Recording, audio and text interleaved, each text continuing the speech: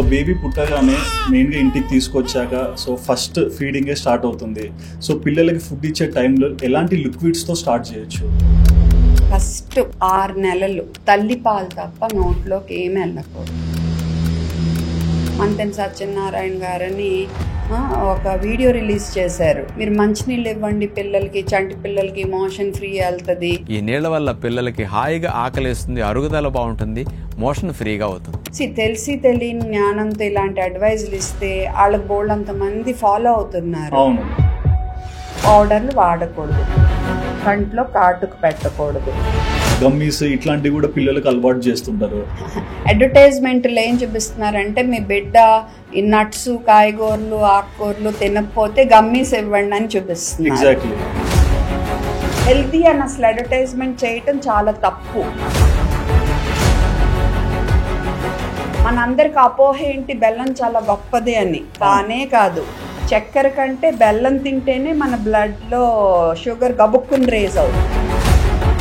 సడన్గా గొంతుకేదో అడ్డం పడింది, ఒకటే దగ్గుతున్నాడు, మన వాళ్ళు ఏం చేస్తారు, గబగబెళ్ళి తల కొట్టడము, వాడిని ఎత్తుకోవటము చేస్తారు. చేయకూడదు. 1 2 3 4 5 మన వైపు ఇక్కడ. అది ఎంత టైంలో హాస్పిటల్ తీసుకెళ్ళాలి మనం? ఎంత తొందరగా అయితే అంత తొందరగా, ప్రాణం పోతుంది లేకపోతే.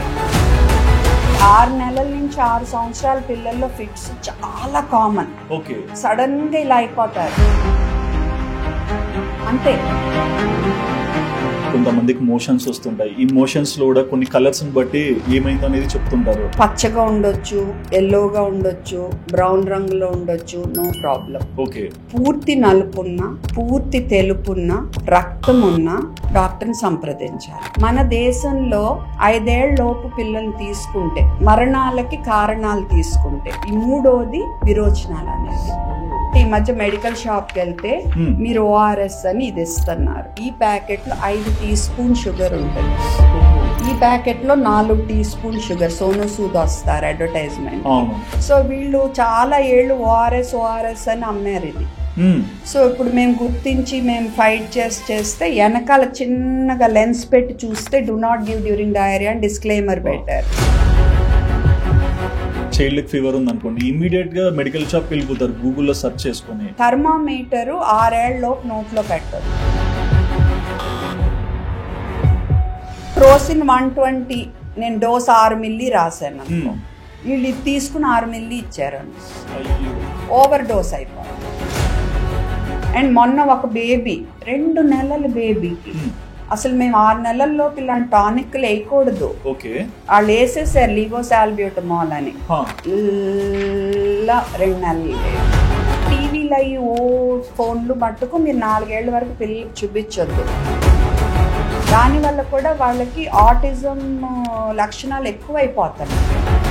డింగ్ డాంగ్ ఆ వరల్డ్లోనే ఉంటున్నారు తప్ప మామూలు ప్రపంచంలో వాళ్ళు ఇమడలేకపోతున్నారు. 2025 నుంచి 2050 మధ్య 4 కోట్ల మంది జనాభా చనిపోబోతున్నారు. ఎందుకో తెలుసా?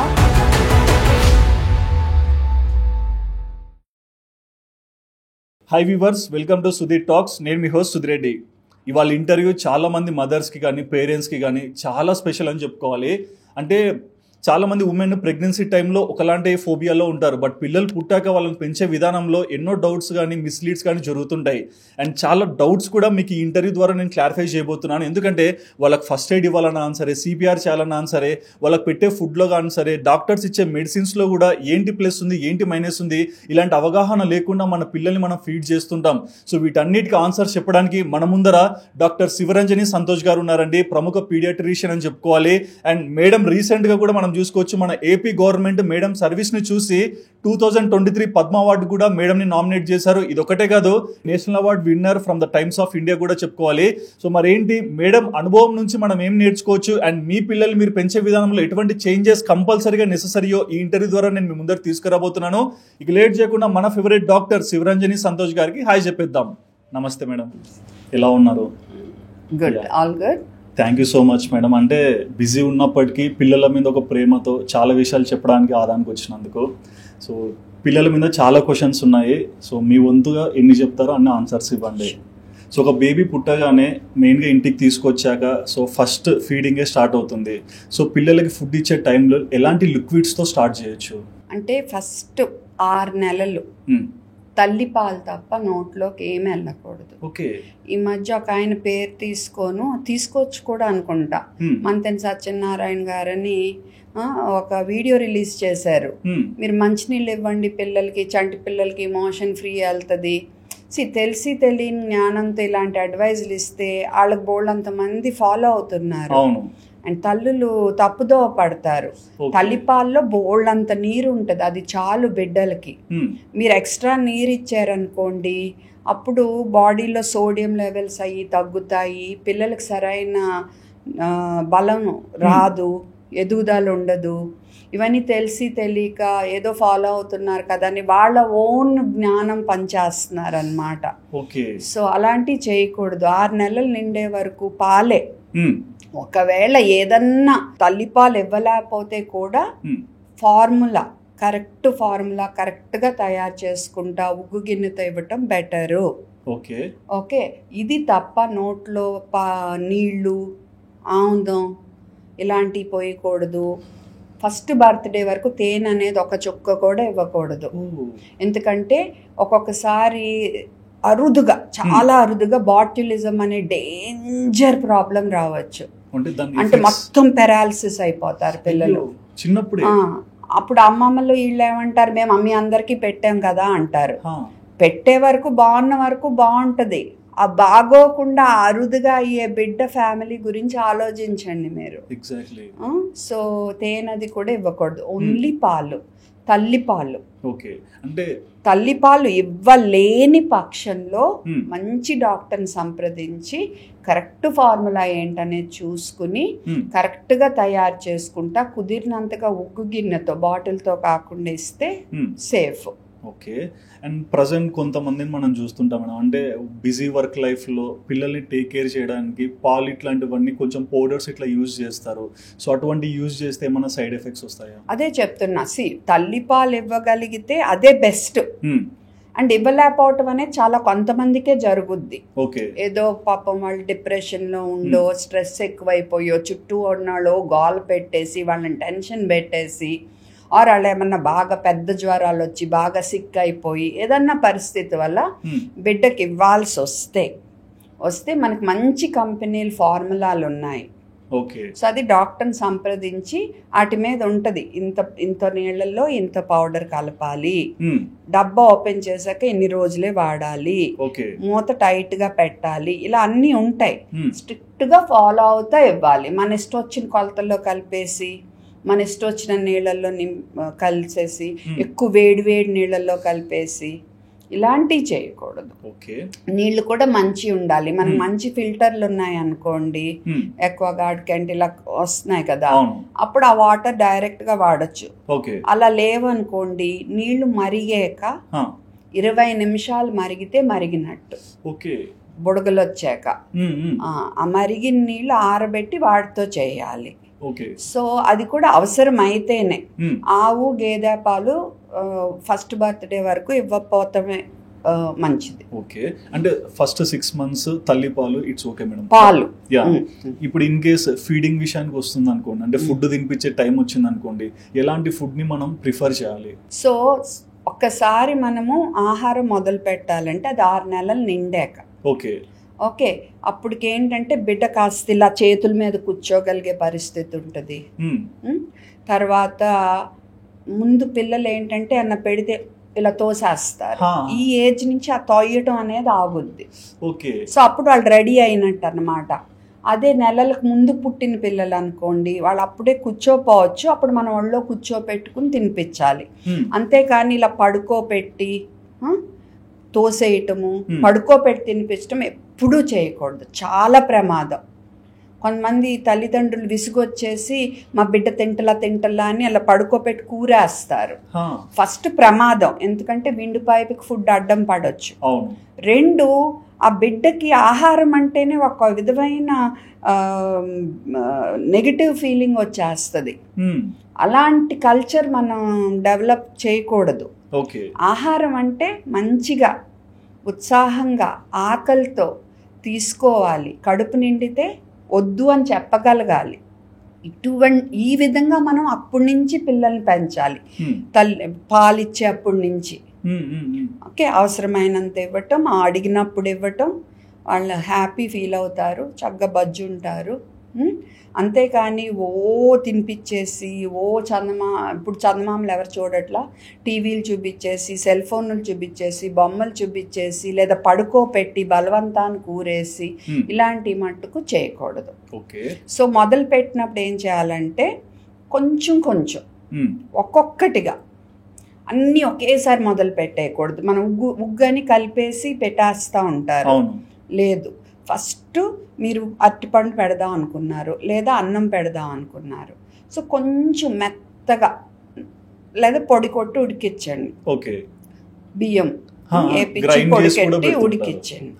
కొంచెం నాకిచ్చండి. 2వ రోజు కొంచెం, 3వ రోజు కొంచెం, 4వ రోజు ఇంకొంచెం పడింది అనుకున్నాక అందులో కొంచెం పెసరపప్పు, కందిపప్పు వేసి అలా అది కూడా కొంచెం కొంచెంగా పెంచుకోండి. ఒక స్టేజ్ వచ్చాక ఏంటంటే పప్పు ఒకటైతే అన్నం 3 మనకి లెక్క. ఆ రకంగా ముద్దలు. ఇంక ప్రతిసారి పొడులు కొట్టుకోక్కర్లా, మెత్తగా ఉడికిచ్చేసి చక్కగా ముద్దలు చేసి ఒక చుక్క నెయ్యి కలుపుకొని ముద్దలు నెమ్మదిగా అందులో ఒక కూరగాయ పడుతుందో లేదో చూసుకోవటానికి 3-4 రోజులు అలా యాడ్ చేసుకుంటా. ఇప్పుడు పడిన కూరగాయలు ఇవి నెమ్మదిగా మెత్తటి, నెమ్మదిగా ఇలా ఉట్టి తింటాం. ఆరు మనం ఇలా పట్టుకుంటే అరటిపండు బిడ్డకు నాకుతాడు, ఆరు ముద్దలు చేతిలో పెట్టి ఇలా తీసి పెట్టుకుంటాడు. అలా మెత్తటి.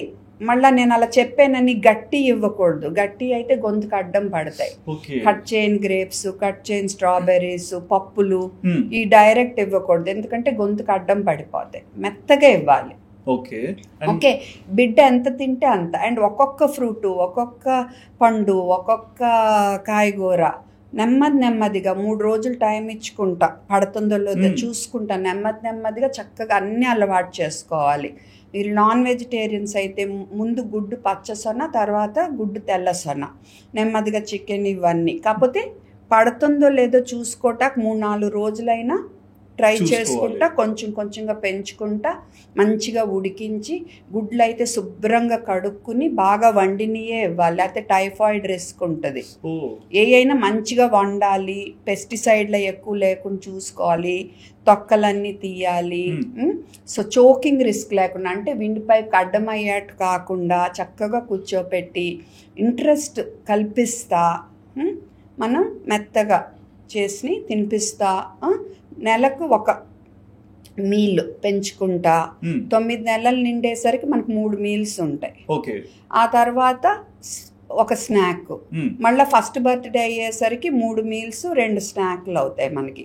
అప్పటికి ఇంట్లో వాళ్ళు తినేవన్నీ వాళ్ళు తినగలగాలి. అంటే మనం అన్నం పప్పు వండుకుంటే అన్నం పప్పు, ఆ రోజు ఇడ్లీ చేసుకుంటే ఇడ్లీ, ఆ రోజు చికెను అన్నం చేసుకుంటే చికెను అన్నం, ఇలా తినగలిగే స్టేజ్కి తీసుకురావాలి. కానీ ఉప్పు వాడకూడదు మొదటి పుట్టినరోజు వరకు.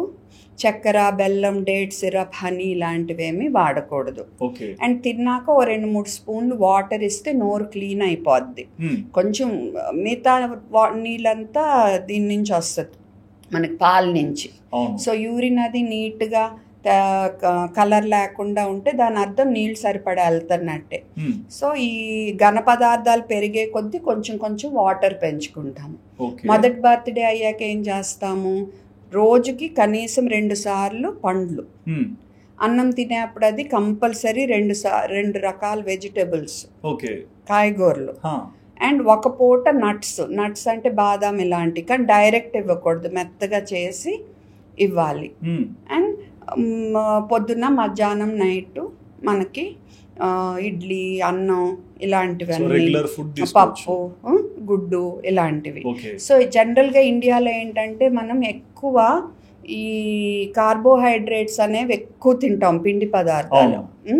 సో ఇవాళ నేను తినే ఫుడ్ అంతా ఈ ప్లేట్ అయితే సగం కట్ చేస్తే ఈ సగం అంతా పండ్లు, కూరగాయలు, ఈ సగం పిండి పదార్థాలు, ప్రోటీన్, మాంసకృతులు. సో అలా మనం ప్లాన్ చేయాలి. పాలు పదార్థాలు కలిపి 500 మిల్లీ లోపు ఉండాలి.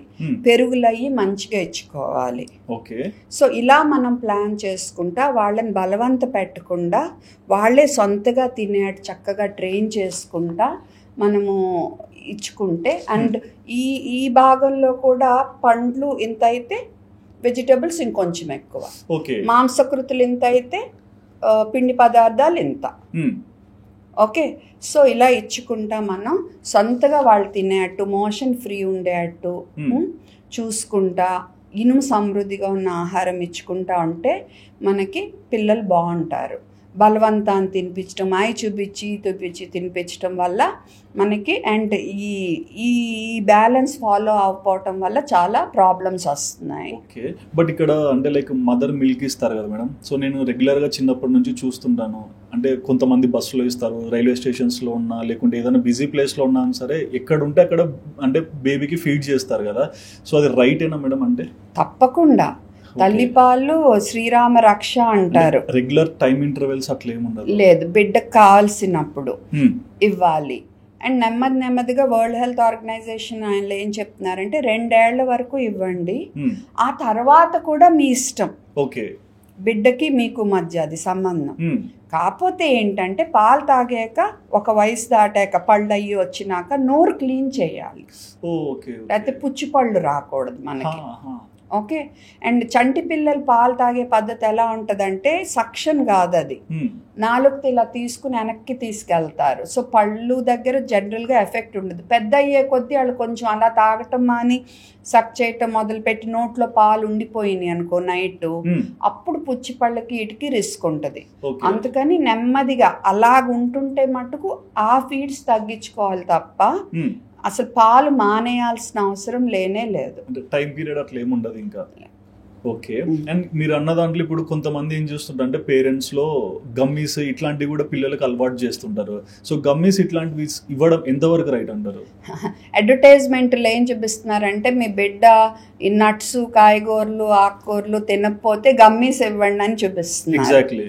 వాళ్ళు చూపించటమే కాదు, సెలబ్రిటీస్ లైన్ సోహా అలీ ఖాన్, ఇంకా నేహా ధూపియా, అండ్ కొంతమంది పీడియాట్రిషియన్స్ అన్ఫార్చునేట్లీ వాళ్ళకి ఏదో గుజరాత్ వాళ్ళు చాలా ఫాలోయింగ్ ఉంది, వాళ్ళందరూ అడ్వర్టైజ్మెంట్లు ఇస్తున్నారు ఈ లిటిల్ జాయ్స్ అనే గమ్మీస్కి. Okay. First of all gummies లో ఉండే విటమిన్స్ మనకి ఎంత వెళ్తాయో తెలియదు. 2, మీరు మీ బిడ్డ తింటలేదు కదా ఇవ్వండి అని చెప్పటమా, తినే అట్టు ఎలా నేర్పించుకోవాలో చెప్పాలి. అండ్ ఇచ్చిన గమ్మీస్ కాదు, గమ్మీస్ గబుక్కుని గొంతుకు అడ్డు పడితే డేంజర్. వీళ్ళు తెలియక చిన్న పిల్లలకి ఇస్తారు, పళ్ళకి మంచిది కాదు, నమిలితే పళ్ళు పాడైపోతాయి. ఆ తర్వాత ఇంకోటి ఏంటంటే మీరు ఇవ్వాల్సి వస్తే డాక్టర్ మీకు ఇమ్మని చెప్తే, అంటే టెంపరీగా ఒక్కొక్కసారి ఇవ్వాల్సి రావచ్చు కొంతకాలం తాత్కాలికంగా, అప్పుడు సిరప్ బెటర్ గమ్మీ కంటే. అండ్ నోర్ క్లీనింగ్ ఈజీ సిరప్తో గమ్మీ కంటే. అండ్ ఇంకోటి ఏంటంటే ఈ కంపెనీలు ఏం చేస్తున్నాయంటే సాస్లని, చాకో స్ప్రెడ్స్ అని, గమ్మీస్ అని, మాది హెల్తీ అని అడ్వర్టైజ్మెంట్ చేస్తున్నారు. ఈ హెల్తీ ఎలా అవుతాయి? ఇందులో చక్కెర బదులు జాగరి వాడుతున్నారు, బెల్లం. మనందరికి అపోహ ఏంటి, బెల్లం చాలా గొప్పదే అని. కానే కాదు, చక్కెర కంటే బెల్లం తింటేనే మన బ్లడ్లో షుగర్ గబుక్కుని రేజ్ అవుతుంది. ఓకే. గ్లైసీమిక్ ఇండెక్స్ అంటారు. బెల్లానికి 85, చక్కెరకు 65, 66. ఓకే. ఇది మోసం. హెల్తీ అని అసలు అడ్వర్టైజ్మెంట్ చేయటం చాలా తప్పు. దీని గురించి ప్రభుత్వం యాక్షన్ తీసుకోవాలి. హెల్దీ అంటే నిజంగానే హెల్దీ అని కొనుక్కుంటున్నారు. ఇందులో తెల్ల చక్కెర కిసాన్ సాస్లో ఉన్న దానికంటే ఏళ్ల సాసుల్లో బెల్లం ఎక్కువ ఉంది, కానీ ఖరీదు ఈ 5 నుంచి 10 రెట్లు ఉన్నాయి. హెల్దీ సాస్ అలా సాస్ అంతే, సైడ్ వేసుకుంటాం అంతే. ఇలాంటి వాటికి హెల్తీ అని పేర్లు పెట్టి అమ్మి ప్రజల్ని మోసం చేసి పేరెంట్స్ తెలియక, ఇప్పుడు అందరూ చక్కెరలు తగ్గించుకుందాం అనుకుంటున్నావు కదా, వాళ్ళు ఏమనుకుంటున్నారు, నేను చక్కెర ఇవ్వట్లేదు జాంగ్రీస్తున్నాను అనుకుంటున్నాను. అదే ఇస్తున్నారు వాళ్ళు. Oh my God. సో ఇది పెద్ద మార్కెట్ అయిపోయింది ఇప్పుడు ఇలాంటి కంపెనీస్. ఎగ్జాక్ట్లీ. సో ఇలాగా ఇంకా చాలా జరుగుతున్నాయి మన దేశంలో. సో ప్రజలు అప్రమత్తంగా ఉండాలి, తెలివిగా ఉండాలి, అంతే. అండ్ కొంతమంది పిల్లల్లో మీరు అన్నారు కదా ఇప్పుడు గమ్మిస్ తింటే గొంతులో విరుక్కుంటుందని, సో అప్పుడు చాకింగ్ ఇట్లాంటిది అవుతుంటుంది. మరి ఆ విండ్ పైప్ ని క్లియర్ చేయాలంటే పేరెంట్స్ ఎలా ట్రైన్ అవ్వాలి? ఒకసారి ఆ బొమ్మ ఇవ్వమ్మా, 2. సో ఇప్పుడు బిడ్డ కూర్చుని ఉన్నాడు, తింటున్నాడు. ఓకే, సడన్ గా గొంతుకేదో అడ్డం పడింది, ఒకటే దగ్గుతున్నాడు. మన వాళ్ళు ఏం చేస్తారు, గబగబెళ్ళి తల కొట్టడము, వాడిని ఎత్తుకోవటము చేస్తారు. చేయకూడదు. దగ్గుతున్నప్పుడు అస్సలు డిస్టర్బ్ చేయకూడదు. మనం డిస్టర్బ్ చేసామంటే ఏమవుతుంది, అది ఇంకా అడ్డం పడుతుంది.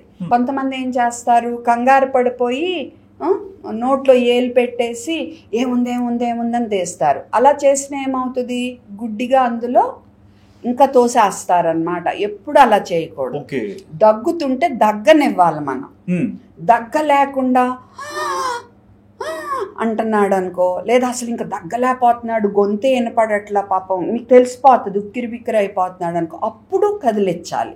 కదిలిచ్చి నెమ్మదిగా ఇలా ఎత్తుకుని ఇలా డౌన్కి పడిపోకుండా మన చేతిలో ఇంచి, మెడ కాదు ఇక్కడ దవడ పట్టుకుని వీపులో మధ్యలో 1 2 3 4 5 కొట్టాలి.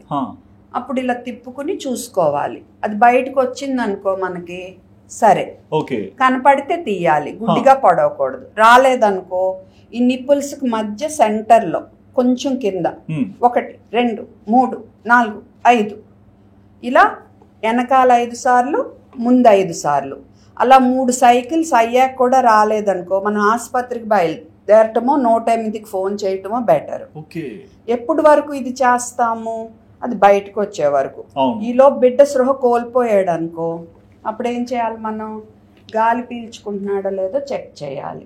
మంచిగానే గాలి పీల్చుకుంటున్నాడు అనుకో, ఇలా ఎత్తుకుని, అంటే తల కొంచెం డౌన్, కాళ్ళు కొంచెం ఎత్తు, ఇలా సైడ్కి ఎత్తుకుని ఎమర్జెన్సీకి వెళ్ళిపోవాలి. సైడ్, సో దట్ ఇది కిందకు వచ్చేసేటట్టు. మనం ఇలా ఎత్తుకుంటే ఏమవుతుంది, ఇంకా లోపలికి వెళ్ళిపోతుంది. ఓకే, సో ఇలా పెట్టుకుంటే బయటపడే ఛాన్స్ ఉంటుంది. అదే గాలి పీల్చుకోవట్లేదు అనుకో, సిపిఆర్ ఇవ్వాలి. అది మనం ఇంకో సెషన్లో చేద్దాం. ఆ సిపిఆర్ ఇచ్చేప్పుడు ఏంటి, మధ్యలో దాన్ని బయటకు వచ్చిందేమో చూసుకుంటా ఉండాలి. మధ్యలో 108కి ఫోన్ చేయటం మట్టుకు మర్చిపోవద్దు, లేదా హాస్పిటల్కి బయలుదేరటం, అది మీ వెసులుబాటు బట్టి. అక్కడ ఎంత టైంలో హాస్పిటల్ తీసుకెళ్ళాలి మేడం?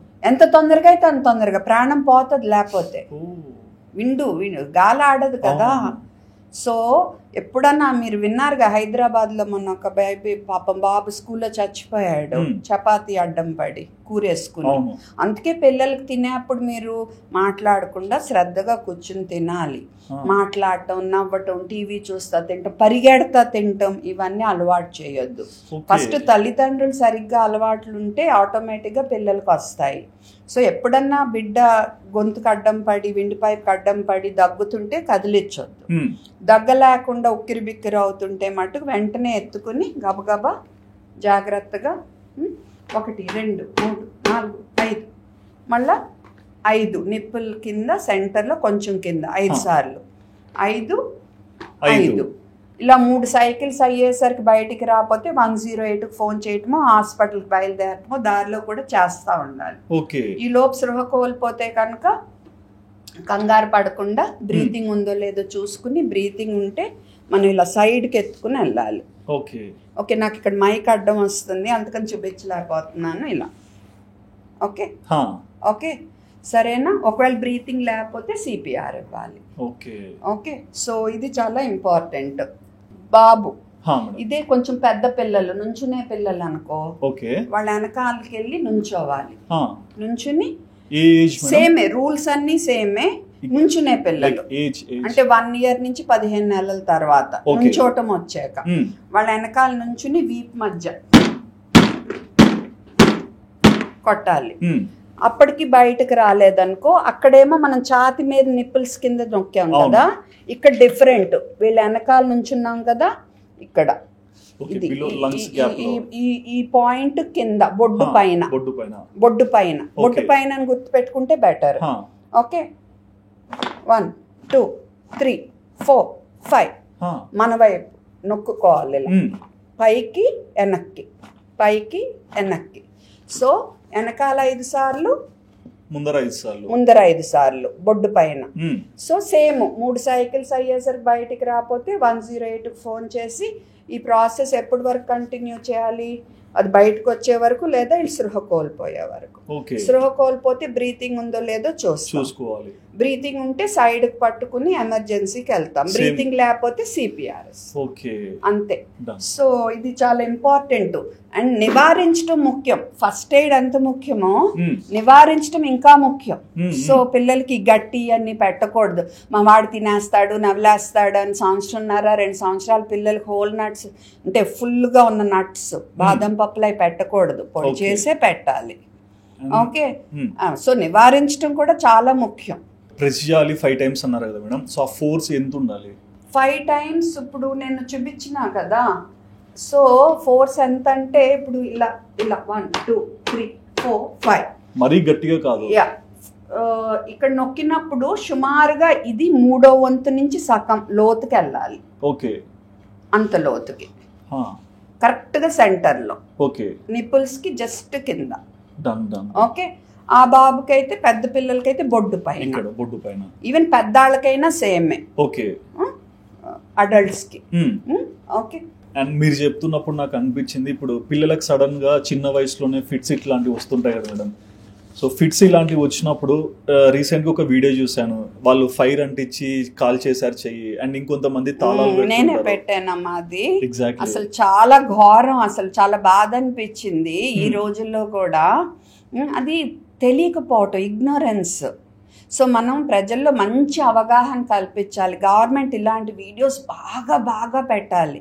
ఎందుకంటే 6 నెలల నుంచి 6 సంవత్సరాల పిల్లల్లో ఫిట్స్ చాలా కామన్. సడన్ గా ఇలా అయిపోతారు అంతే. యాక్చువల్గా 3-4 నిమిషాల్లో వాళ్ళే కోలుకుంటారు. ఈ లోపు మనం చేయకూడదు, కంగారు పడి. ఇప్పుడు ఆమె చేసినట్టు ఇప్పుడు చేతిలో ఒక తాళం పెట్టారనుకో, గబుక్కునాడు ఇలా అంటే కన్నుపోతుంది. ఇలా జరిగింది ఒకసారి 5-6 సంవత్సరాల క్రితం. కథ పిల్లల విషయంలో కాదు, పెద్దాళ్ళ విషయంలో. నోట్లో స్పూన్ పెట్టారనుకో, గబుక్కుని ఇలా అంటే గొంతుకు వెళ్ళిపోయి రక్తము ప్రాబ్లం అవుతుంది. నీళ్లు జిమ్మారనుకో ఫిట్స్ పెరగొచ్చు. సో ఆ బిడ్డ బొమ్మ ఇవ్వండి. సో ఏం చేస్తారు మన వాళ్ళు, కంగారు పడిపోయి నీళ్ళు జిమ్మేసి గబగబా కొట్టేసి ఇలా పట్టుకుని, ఆమె అయితే కాల్చింది, స్పూన్ పెట్టేయటం, ఇది తాళం పెట్టడం, ఇవన్నీ చేస్తారు. ఇలా కాదు. ఫిట్స్ వస్తే ఫస్ట్ బిడ్డ క్షేమంగా ఉండాలి. సో ఇలా కొట్టుకుంటున్నా బిగుసుకుపోయినా దెబ్బ తగలకుండా ముందు చూసుకోండి, దిండు ఏదో పక్కన.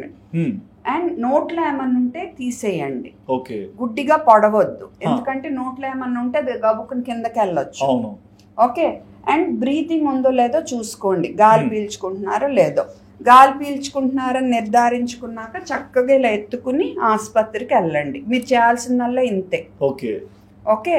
సో కొట్టటాలు పిచ్చి పనులు చేయకూడదు. నోట్లో ఏమన్నా ఉంటే తీసేయటం, గుడ్డిగా పొడవకూడదు. అండ్ ఇలా ఎత్తుకుని ఇలా సైడ్ కి తల కొంచెం డౌన్, ఎందుకంటే నోట్లో ఏమన్నా ఉంటే కింద పడిపోవాలి. ఇలా ఎత్తుకుని ఎమర్జెన్సీకి వెళ్ళాలి. పెద్ద పిల్లలు అయితే ఎత్తుకోలేకపోతే జస్ట్ సైడ్ కి తిప్పి పడుకోబెట్టి మీరు 108కి ఫోన్ చేయండి. సైడ్ కి, మనం సైడ్ కి పడుకుంటాం కదా, సో అలా పడుకోబెట్టి ఎమర్జెన్సీకి ఫోన్ చేయండి. ఒకవేళ బ్రీతింగ్ లేకపోతే డైరెక్ట్ సిపిఆర్ ఇవ్వాలి. ఓకే. అండ్ ఇంకొంతమంది పిల్లల్లో మనం చూస్తాం మేడం, అంటే ఫుడ్ ఇట్లాంటివి స్టార్ట్ చేశాక ఇర్రెగ్యులర్ గా వామిటింగ్స్ వస్తుంటాయి, కొంతమందికి మోషన్స్ వస్తుంటాయి. ఈ మోషన్స్ లో కూడా కొన్ని కలర్స్ బట్టి ఏమైందో అనేది చెప్తుంటారు. సో యాజ్ అ డాక్టర్ గా మీరు ఏం సజెషన్ ఇస్తారు? సింపుల్, మెత్తగా వెళ్ళాలి.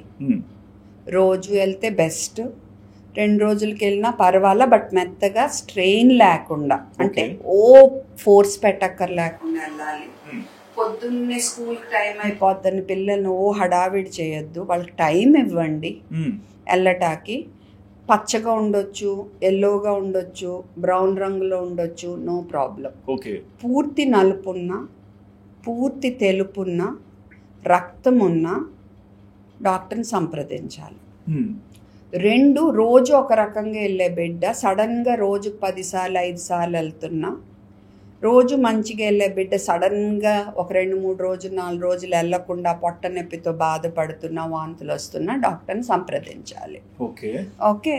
అండ్ మెయిన్ ఏంటంటే మెత్తగా ఫ్రీగా వెళ్ళాలి. కొంతమంది పిల్లలు తినగానే వెళ్తారు, అది నార్మల్, దాని గురించి మనం ఏమి హడావిడి పడక్కల్లా, రోజుకు 3 సార్లు వెళ్ళినా. ఓకే. తర్వాత ఇంకోటి విరోచనాలు, వాంతులు, విరోచనాలు. మన దేశంలో 5 ఏళ్ల లోపు పిల్లల్ని తీసుకుంటే మరణాలకి కారణాలు తీసుకుంటే 1, 2, 3 ఈ 3వది విరోచనాలు అనేది. ఓకే. అంటే 13% నుంచి 15% మరణాలకి ఇదే కారణం, పసిపిల్లలవి. 5 ఏళ్ల లోపు పిల్లల్లో. ఓకే. సో విరోచనాల వల్ల ఎందుకు చనిపోతారంటే డీహైడ్రేషన్ అంటాం, అంటే ఒంట్లో నీరు లవణాలు తగ్గిపోతాయి. మన వాళ్ళు ఏం చేస్తారు, మెడికల్ షాపులకి వెళ్ళి విరోచనాలు ఆపటాక్ లోమోటిల్ గీమోటిల్ ఇలా పిచ్చి మందులు కొంటారు. పిచ్చి మందులు అంటే వీళ్ళకి ఇవ్వటం పిచ్చి, ఆ మందు పిచ్చి అంటల్లా నేను. ఓకే. ఏమవుతుంది, దోషం లోపల ఉండిపోతుంది, ఇంకా డేంజర్ అయిపోతుంది. ఓకే. సో విరోచనాలు ఉన్నప్పుడు తల్లిదండ్రులు చేయాల్సిందల్లా వాళ్ళు కోల్పోయే ఉప్పు లవణాలు నింపటం మాత్రమే. అది ఎలా నింపాలి, WHO రికమెండెడ్ ఫార్ములా ORS అని ఉంటుంది. చిన్న ప్యాకెట్లు దొరుకుతాయి మీకు, కాకపోతే ఈ మధ్య మెడికల్ షాప్ వాళ్ళ లాభాలు ఎక్కువ రావని కింద దాచిపెడతారు, మీరు గట్టిగా అడిగితే తప్ప ఇవ్వరు. సో వాళ్ళు పాపం ORS కోసమే వెళ్తారు. WHO రికమెండెడ్ ఫార్ములా ORS, దాని మీద ఉంటుంది ఇన్ని నీళ్లలో ఈ పౌడర్ కలిపేసి పెట్టుకోండి, 24 గంటలు అట్టి పెట్టుకోండి అని. సో మోషన్ వెళ్ళినప్పుడల్లా ఒక 100 మిల్లీ అలా తాగిపించాలి మనం. మధ్య మధ్యలో మంచినీళ్ళు, మజ్జిగ, ఇంట్లో చేసిన గంజి ఇలాంటివి తాగించాలి. ఇవి బిడ్డ తాగకపోతే నెక్స్ట్ ఆప్షన్ కొబ్బరి నీళ్ళు, నాట్ బెస్ట్ ఆప్షన్ విరోచనాల. లాస్ట్ కాదు, సెకండ్ బెస్ట్. ఓకే. సో ఎక్కువ ఈ టైంలో మనం పాలయ్యి కొంచెం తల్లిపాలు కంటిన్యూ అవ్వాలి. పిల్లలు మారాన్ చేయకపోతే వేరే పాలు మట్టు కొంచెం తగ్గించవచ్చు, మజ్జిగ ఈ పెంచి. బట్ తల్లిపాలు ఆపకూడదు. సో ఈ టైంలో మనం ఆయిలీ ఫుడ్స్, నూనె ఎక్కువ ఉన్నాయి అవి ఇవ్వకూడదు. ముఖ్యంగా చక్కెర, బెల్లం, డేట్ సిరప్ అంటే ఖర్జూర సిరప్, హనీ ఇలాంటివి ఎక్కువ ఇవ్వకూడదు. ఎక్కువ పెరుగు, ఇడ్లీ, చక్కగా అరటిపండు తినిపించవచ్చు, మంచినీళ్ళు బాగా ఇవ్వాలి, కిచిడి ఇవ్వచ్చు, ఇలాంటి ఫుడ్స్ ఇవ్వచ్చు ఈ టైంలో. ఓకే. అంతేకాని పచ్చని చేయించకూడదు. అండ్ తల్లిపాలు మానకూడదు. మంచినీళ్ళు, WHO ఫార్ములా ORS, మజ్జిగ ఇవి ఇవ్వాలి. సో కాకపోతే ఏమవుతుందంటే ఈ మధ్య మెడికల్ షాప్కి వెళ్తే మీరు ORS అని ఇది ఇస్తున్నారు. అవును. ఓకే. ఎందుకు ఈ అక్షరాలు ORS అని ఉంది. యాక్చువల్గా ORSLలో ఈ ప్యాకెట్లో 5 టీ స్పూన్ షుగర్ ఉంటుంది. ఈ ప్యాకెట్లో 4 teaspoon sugar. Sonu Sood వస్తారు అడ్వర్టైజ్మెంట్. ఓకే. షుగర్ ఎక్కువ ఉంటే మోషన్స్ పెరిగిపోతాయి. యాక్చువల్గా WHO ఫార్ములా ORS ఇది WHO ఫార్ములా ORS. వీటిల్లో ఏంటంటే చక్కెర ఇందులో 5 టీ స్పూన్లు అన్నానా, ఇందులో 1/2 టీ స్పూన్. అంత డిఫరెన్స్. 200 ml 5 టీ స్పూన్ అయితే 200 మిల్లీలో 1/2 టీ స్పూన్. ఓకే. అంతకంటే ఎందులో ఎక్కువ ఉన్న మోషన్స్ పెరిగిపోతాయి. సో వీళ్ళు చాలా ఏళ్ళు ఓఆర్ఎస్ అని అమ్మారు ఇది. సో ఇప్పుడు మేము గుర్తించి మేము ఫైట్ చేస్తే వెనకాల చిన్నగా లెన్స్ పెట్టి చూస్తే do not give during diarrhoea అని డిస్క్లైమర్ పెట్టారు. అయినా నేను ఒప్పుకోలేదు. FSSAIకి హెల్త్ మినిస్ట్రీకి రాస్తే చివరికి 2022 ఏప్రిల్లో ఏం చేశారు, ఓఆర్ఎస్ అనే పేరు తీసేయాలని చెప్పారు. సరే అని అమ్మయ్య అనుకున్నా. ఎల్లు పెట్టారు. ఓఆర్ఎస్ ఎల్లే, ఫస్ట్ నుంచి ఓఆర్ఎస్ ఎల్లే, కానీ ఓఆర్ఎస్ అని చెప్పి అమ్మేస్తున్నారు. అవును. Okay, ORS L. సో నేను బాగుంది, ఇంకా మన పని అయిపోయింది అనుకున్నా. 2 నెలల్లో రూల్ మారిపోయింది. ఎందుకో మీ ఇమాజినేషన్కే వదిలేస్తున్నా. మరి మల్టీనేషనల్ కంపెనీ ఓకే, సో ఏం చెప్పారు, మీరు డిస్క్లైమర్ పెట్టుకుని అమ్ముకోండి అన్నారు. సో ఇక్కడ కింద డిస్క్లైమర్ ఉంటుంది, this is not an ORS అని. ఓకే, దీని మీద కూడా ఇక్కడ ఉంటుంది, this is not an ORS అని. అసలు కనపడదు, కనపడేదల్లా మీకు ప్రామినెంట్గా ఓఆర్ఎస్ అనే మాటే. మెడికల్ షాపుల్లో వెళ్తే ఇవే కనపడతాయి మీకు.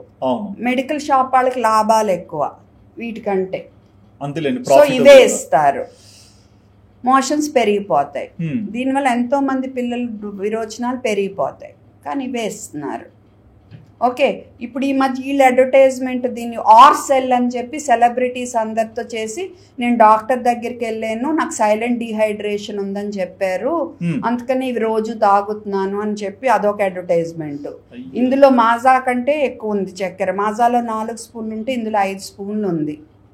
డీహైడ్రేషన్కి ఏ డాక్టర్ అయినా, బుర్రున్న డాక్టర్ ఎవరు చెప్పరు మరి. ఇదంతా అడ్వర్టైజ్మెంట్ అంతే. ప్రజలు ప్లీజ్ మోసపోవద్దు. మీరు డీహైడ్రేషన్ తాగే కాదు, మీరు మాజాలు, ఫ్రూటీలు, లిమ్కాలు ఎలా తాగుతారో అలా అయితే తాగండి తప్ప, ఇదేదో గొప్పది, మనకి డీహైడ్రేషన్కి హెల్ప్ అవుతుంది అని మట్టుకు అపోహపడి ఇలాంటివి తాగొద్దు. అప్పటికప్పుడు కాస్త ఉత్సాహం రావటానికి ఏదైనా ఎప్పుడన్నా సరదాగా తాగితే తప్ప, మీరు దయచేసి పిల్లలకు మటుకు విరోచనాలు ఉన్నప్పుడు ఇది ఇవ్వద్దు. Please please and please, only WHO recommended formula అని రాసి ఉంటేనే ఇవ్వండి. ఓకే, వాంతులు ఉంటే కూడా వెంటనే ఫుడ్ పెట్టేయాలని చూడొద్దు. కాసేపు ఆగి నెమ్మదిగా 5 నిమిషాలకు ఒక గుక్క చొప్పున ఇవి ఇచ్చుకోండి. ఓకే, మంచినీళ్ళు ఇచ్చుకోండి. అలా స్లోగా సెట్ చేసుకోండి. కంట్రోల్ కాకపోతే డాక్టర్ని సంప్రదించండి. అండ్ ఇంకోటి ఏంటంటే, విరోచనాలు ఉన్నప్పుడు ఆర్ పొట్ట నొప్పి ఉన్నప్పుడు వీళ్ళు గబగబా మెడికల్ షాప్కి వెళ్ళి ఈ మందులు కొంటున్నారు ఈ మధ్య. అసలు మన దేశంలోనే నాకు తెలుసు, USA అది నేను చాలాసార్లు వెళ్ళా కదా, ఒక్క చాట కూడా ఇలాంటి మందులు ఓవర్ ద కౌంటర్ దొరకవు. వీళ్ళు ఏం చేస్తున్నారంటే, వీళ్ళే వెళ్ళి కొనేసి ఇలాంటి మందులు ఇస్తున్నారు. కాలిమెక్స్, సైక్లోపామన్ పొట్ట నొప్పులకి. ఇవేం చేస్తాయి, పేగు కదలికని ఆపేస్తాయి. సో విషం లోపల ఉండిపోతుంది. ఆర్ పొట్ట నొప్పి వచ్చినప్పుడు ఇచ్చారు, సపోజ్ పొట్ట నొప్పి పేగు అడ్డం పట్టడం వల్ల వచ్చింది అనుకో, ఇది ఇస్తే ఎంత డేంజర్ అంటే ఏం జరగవచ్చు మేడం? ఇంకా డేంజర్, పొట్ట పగిలిపోవచ్చు పేగు. సో ఇలాంటి పనులు, పిచ్చి పనులు, మందులు మీరు అసలు ఇలా ఇవ్వకూడదు. దీనికి ఒక కండిషన్ ఉన్నాయి, డాక్టర్ని అడిగి ఎప్పుడు ఇవ్వాలి ఎప్పుడు ఇవ్వకూడదు తెలుసుకుని ఇవ్వాలి. అండ్ అది కాకుండా 6 నెలల పిల్లల లోపు కూడా ఇచ్చేస్తున్నారు. దాంతో మత్తు ఎక్కువైపోయి బ్రీతింగ్ ఆగిపోయి వచ్చిన పిల్లలు కూడా ఉన్నారు. సో ఇలాంటి మందులు మీరు సొంతగా నిర్ణయించి ఇవ్వకూడదు అసలు. ఓకే, సో ఇలా మన దేశంలో చాలా జరుగుతున్నాయి. నాకు ఇంకా చాలా చాలా చెప్పాలని ఉంటుంది. అండ్ సింపుల్ క్వశ్చన్ మేడం ఒకటి, అంటే బేసిక్ గా చాలా మంది పేరెంట్స్ ఇప్పుడు చైల్డ్ ఫీవర్ ఉంది అనుకోండి, ఇమీడియట్ గా మెడికల్ షాప్కి వెళ్ళిపోతారు, గూగుల్లో సెర్చ్ చేసుకొని అక్కడ ఏది పడితే అటువంటి మెడిసిన్స్ ఇస్తుంటారు. సో అట్లా తీసుకోవడము ఎంతవరకు హార్మ్ఫుల్ అవుతుంటుంది కిడ్కి? ఇప్పుడు జ్వరం అంటే ఏంటి, బాడీలో మనకి ఏదైనా క్రిములు ఎంటర్ అయితే మన బాడీ లో తయారయ్యే క్రిమి సంహారక పదార్థాల వల్ల జ్వరం రేజ్ అవుతుంది. సో కొంతవరకు జ్వరం మంచిదే, ఓకే, కానీ మరీ ఎక్కువ రైజ్ అయినప్పుడు అది మనకి ఇబ్బంది కలిగిస్తుంది. పిల్లల్లో ఫిట్స్ రావచ్చు. సో ఫస్ట్ ఆఫ్ ఆల్ ఎలా కొలవాలి, థర్మామీటరు 6 ఏళ్ల లోపు నోట్లో పెట్టొద్దు, 6 నెలల లోపు చెవిలో పెట్టొద్దు. ఓకే, సో మీరు చంకలో కనుక 99, 99.5 పైన ఉంటే, 99.5, 100 అలా పైన ఉంటే పారాసిటమాల్ అనే మందు ఇవ్వాలి. మన దేశంలో చూడండి, ఈ ఒక్క కంపెనీనే క్రోసిన్ 120 అని ఉంటుంది, క్రోసిన్ 240 అని ఉంటుంది, క్రోసిన్ డ్రాప్స్ అని ఉంటుంది. ఇప్పుడు నేను క్రోసిన్ 120 నేను డోస్ 6 మిల్లీ రాశాను అనుకో, వీళ్ళు ఇది తీసుకుని 6 మిల్లీ ఇచ్చారు అనుకో, అయ్యో ఓవర్ డోస్ అయిపోతుంది.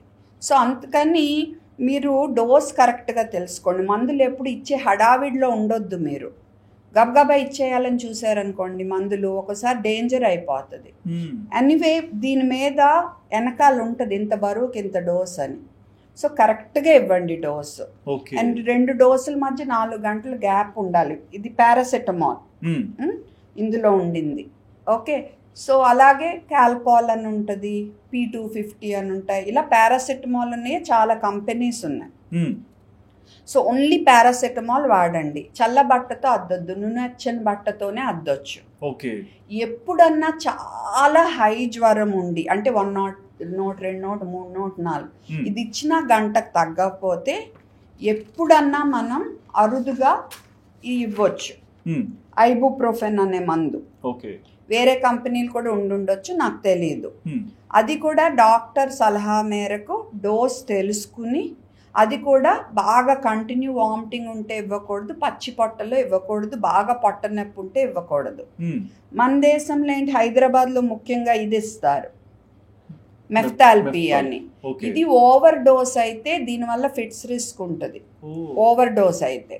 సో ఇది కూడా అతిగా వాడొద్దు. అండ్ ఈ 2 మందులు కూడా పొట్ట నొప్పులు, ఓవర్ డోస్ అయితే కిడ్నీ ప్రాబ్లం ఇలా రావచ్చు. సో అవసరమైనంత కరెక్ట్ డోసు వాడాలి. ఓకే. అది కూడా ఈ రెండిట్లో ఇది ప్రిఫరెన్స్. ఇది దొరకకపోతేనే ఇది కూడా హై డోస్, హై ఫీవర్ ఉంటేనే. అండ్ 2 డోసుల మధ్య కనీసం 6 నుంచి 8 గంటలు గ్యాప్ ఉండాలి. ఈ కాంబినేషన్ ఉన్నాయి చూసారా, మెఫ్తాజెసిక్, ఇబ్యూజెసిక్ ప్లస్ అని. ఇందులో ఏంటంటే పారాసెటమాల్ కూడా కలిసి ఉంటుంది.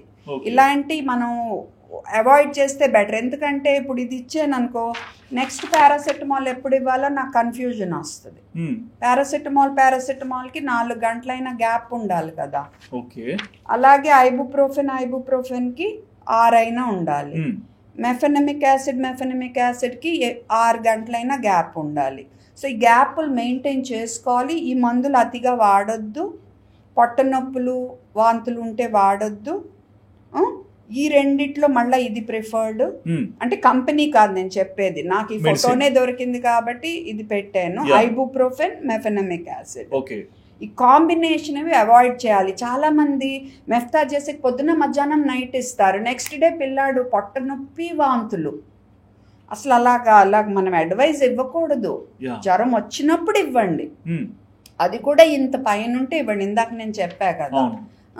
అండ్ 3 రోజుల పైన జ్వరం ఉన్నా, బాగా జ్వరం వస్తున్నా డాక్టర్ని సంప్రదించండి. ఎందుకని ఇంకోటి ఏం చేస్తారు, జ్వరం ఉంది, జలుబు లేదు, దగ్గు లేదు, ఇంకేం లేదు, యాంటీబయాటిక్ వేసేసుకుంటారు, జ్వరం తగ్గిపోయింది పిల్లాడికి. ఇప్పుడు ఏంటి, ఎందుకు వచ్చింది జ్వరం? అది యూరిన్ ఇన్ఫెక్షన్ వల్ల వచ్చింది అనుకో, మనకు అసలు అది తెలియకుండానే అయిపోయింది. మళ్ళీ యూరిన్ ఇన్ఫెక్షన్ వస్తుంది, మళ్ళీ యాంటీబయాటిక్ వేసేస్తాం. ఒక 3-4 యూరిన్ కిడ్నీ కొడుతుంది. ఓకే, అందుకని మీరు యాంటీబయాటిక్స్ కూడా సరిగా టెస్టులు చేయకుండా ఎందుకు మనం ఇవి వేసుకుంటున్నాం? నాకు యూరిన్ ఇన్ఫెక్షన్ ఉందా, గొంతు ఇన్ఫెక్షన్ ఉందా, లంగ్ ఇన్ఫెక్షన్ ఉందా, డాక్టర్ని సంప్రదించి. ఒకవేళ డాక్టర్ కూడా టెస్ట్ చేయకుండా, యూరిన్ టెస్ట్ చేయకుండా ఊరికే మీకు ఇస్తే మీరు క్వశ్చన్ చేయాలి, సార్ మాకు యాంటీబయాటిక్ ఎందుకు ఇస్తున్నారు, ఇన్ఫెక్షన్ ఎక్కడుంది నా బిడ్డకి. ఇలా తెలివిగా ఉండాలి జనం కూడా. ఓకే. అండ్ ఈ చెవు నొప్పి కూడా వస్తుంటుంది కదా మేడం పిల్లలకి, సో అప్పుడు ఏంటి మేడం సిచ్యువేషన్? చెవి నొప్పి వస్తే ఫస్ట్ ఎయిడ్ అలా ఒక్కటే, వెచ్చ బట్ట అద్దటం, పారాసెటమాల్ వరకు ఇవ్వచ్చు. అప్పటికి నొప్పి ఎక్కువైతే ఎమర్జెన్సీకి వెళ్ళాలి. సిమిలర్లీ పొట్ట నొప్పి వచ్చింది అనుకోండి, వెచ్చ బట్ట అద్దటం, బిడ్డ అప్పటికి మోషన్ వెళ్ళుండకపోతే మోషన్ వెళ్ళటానికి కూర్చోపెట్టడం, మహా అయితే మళ్ళీ పారాసెటమాల్ వరకు ఇవ్వచ్చు, ఎమర్జెన్సీకి వెళ్ళాలి. అంతేకాని ఈ మందులు తెలిసి తెలియక ఇవ్వద్దు. ఇలాంటి ఇందులో డైసైక్లోమిన్ అనేవి ఉంటాయి, ఇలాంటి ఇంకొన్ని ఉన్నాయి. నాకు దొరికిన పేర్లు ఈ కాబట్టి నేను ఈ ఫోటోలు తెచ్చా, అంతేకాని I have nothing against this companies. Exactly. ఈ మెడిసిన్స్ ఎవరు పడితే వాళ్ళకి జ్ఞానం లేకుండా, వాటి గురించి తెలియకుండా వాడకూడదు అనేది నేను చెప్తున్నా. ఇందాక నేను చెప్పినట్టే, ఇప్పుడు డోమ్స్టాల్ వాంతులకి ఇస్తారు, అది కూడా మనం డాక్టర్ని అడగకుండా ఇవ్వకూడదు. కొన్ని రకాల వాంతుల్లో వీటిని ఇవ్వకూడదు. ఓకే, ఆ తర్వాత ఏమవుతుంది, ఇదేమో డ్రాప్స్, 1 మిల్లీకి 10 మిల్లీగ్రామ్ ఉంది, ఇదేమో 1 మిల్లీకి 1 మిల్లీగ్రామ్ ఉంది. నేను ఇది 2 మిల్లీ ఇమ్మని రాసాను అనుకో, వీళ్ళు వెళ్ళి ఇది 2 మిల్లీ ఇచ్చారనుకో, 10 సార్లు ఓవర్ డోస్ అయినట్టు, 10 రెట్లు. బ్రీతింగ్ లేకుండా వచ్చిన పిల్లలు ఉన్నారు ఇలా ఇవ్వటం వల్ల. బ్రీతింగ్ ఎఫెక్ట్, మత్తు, ఫిట్స్, ఓకే, ఇలాగే మ్యాక్స్ట్రా డ్రాప్స్ అని ఉంటాయి, మ్యాక్స్ట్రా సిరప్ అని ఉంటుంది.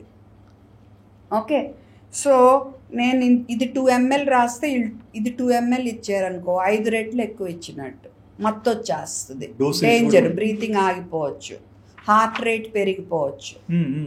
సో అందుకని మందులు ఇచ్చేప్పుడు మీరు శ్రద్ధగా చెక్ చేసుకోండి, వెనకాల చూసుకోండి ఎక్స్పైరీ. డాక్టర్ని అడగండి, సార్ రకరకాలు ఉన్నాయి కదా, మీరు రాసింది డ్రాప్సా సిరప్పా, 1 మిల్లీలో ఈ మందు ఎంత ఉంది, ఇది ఎంత ఉంది, కరెక్ట్ డోసా. మందులు ఇచ్చేందుకు హడావిడిలో మట్టుకు ఉండొద్దు. పిల్లల ప్రాణాలు పోయిన దాఖలాలు కూడా ఉన్నాయి.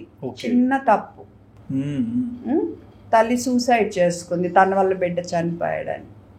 సో ఇలాంటివి జరగకూడదు, అది నా విన్నపం.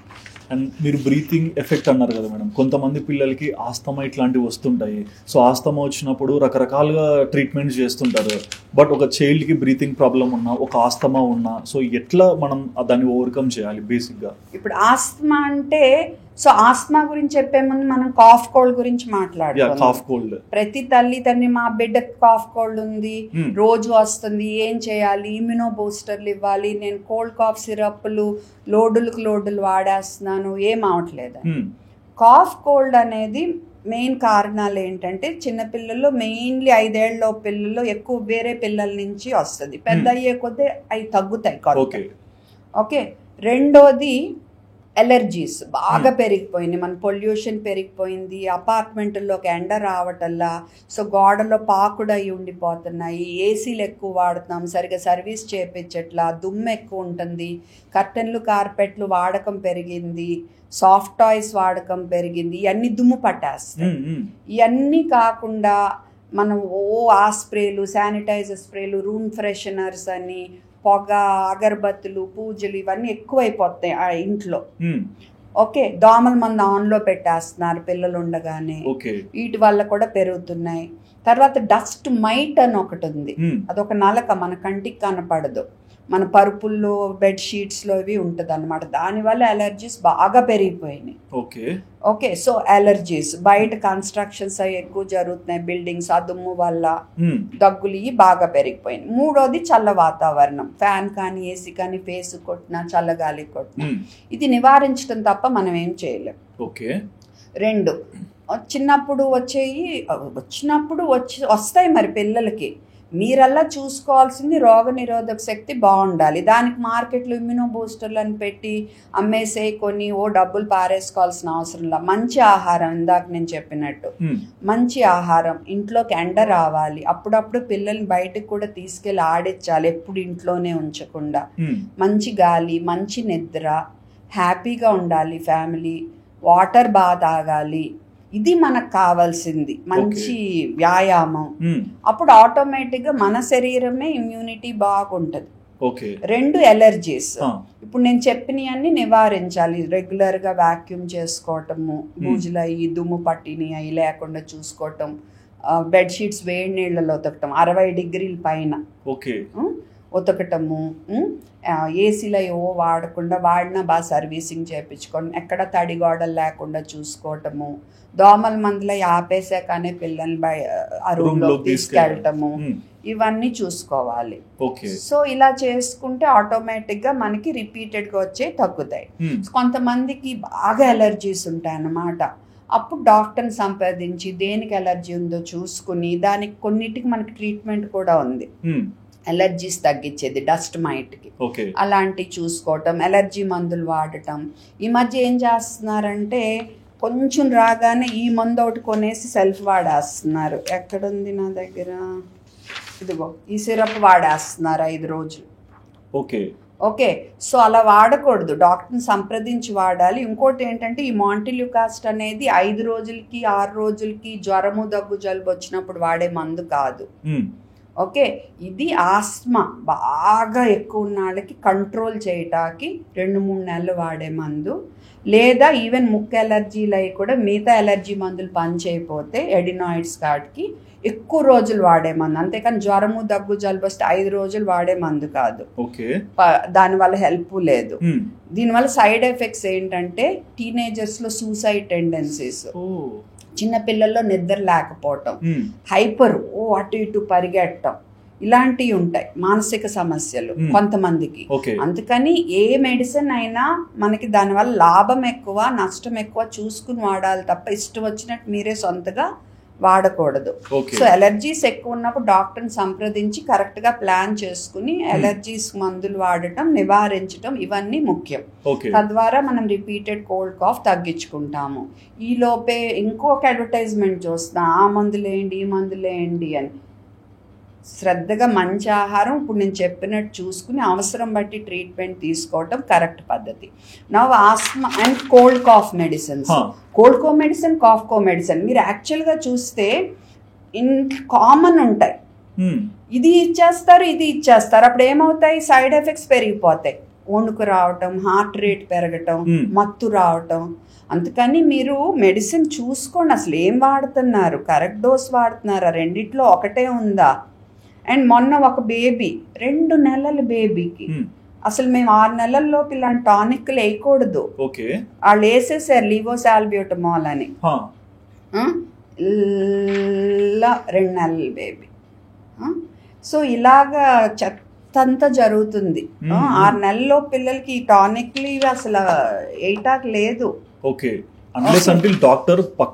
డాక్టర్లు కూడా చెప్పరు. అయ్యో ఈ టానిక్లు ఓకే, నేను అనేది డామ్స్టాల్ బేబీ డ్రాప్స్ కాదు, ఇదిగో ఈ మందు కాఫ్ కోల్డ్ మందులు.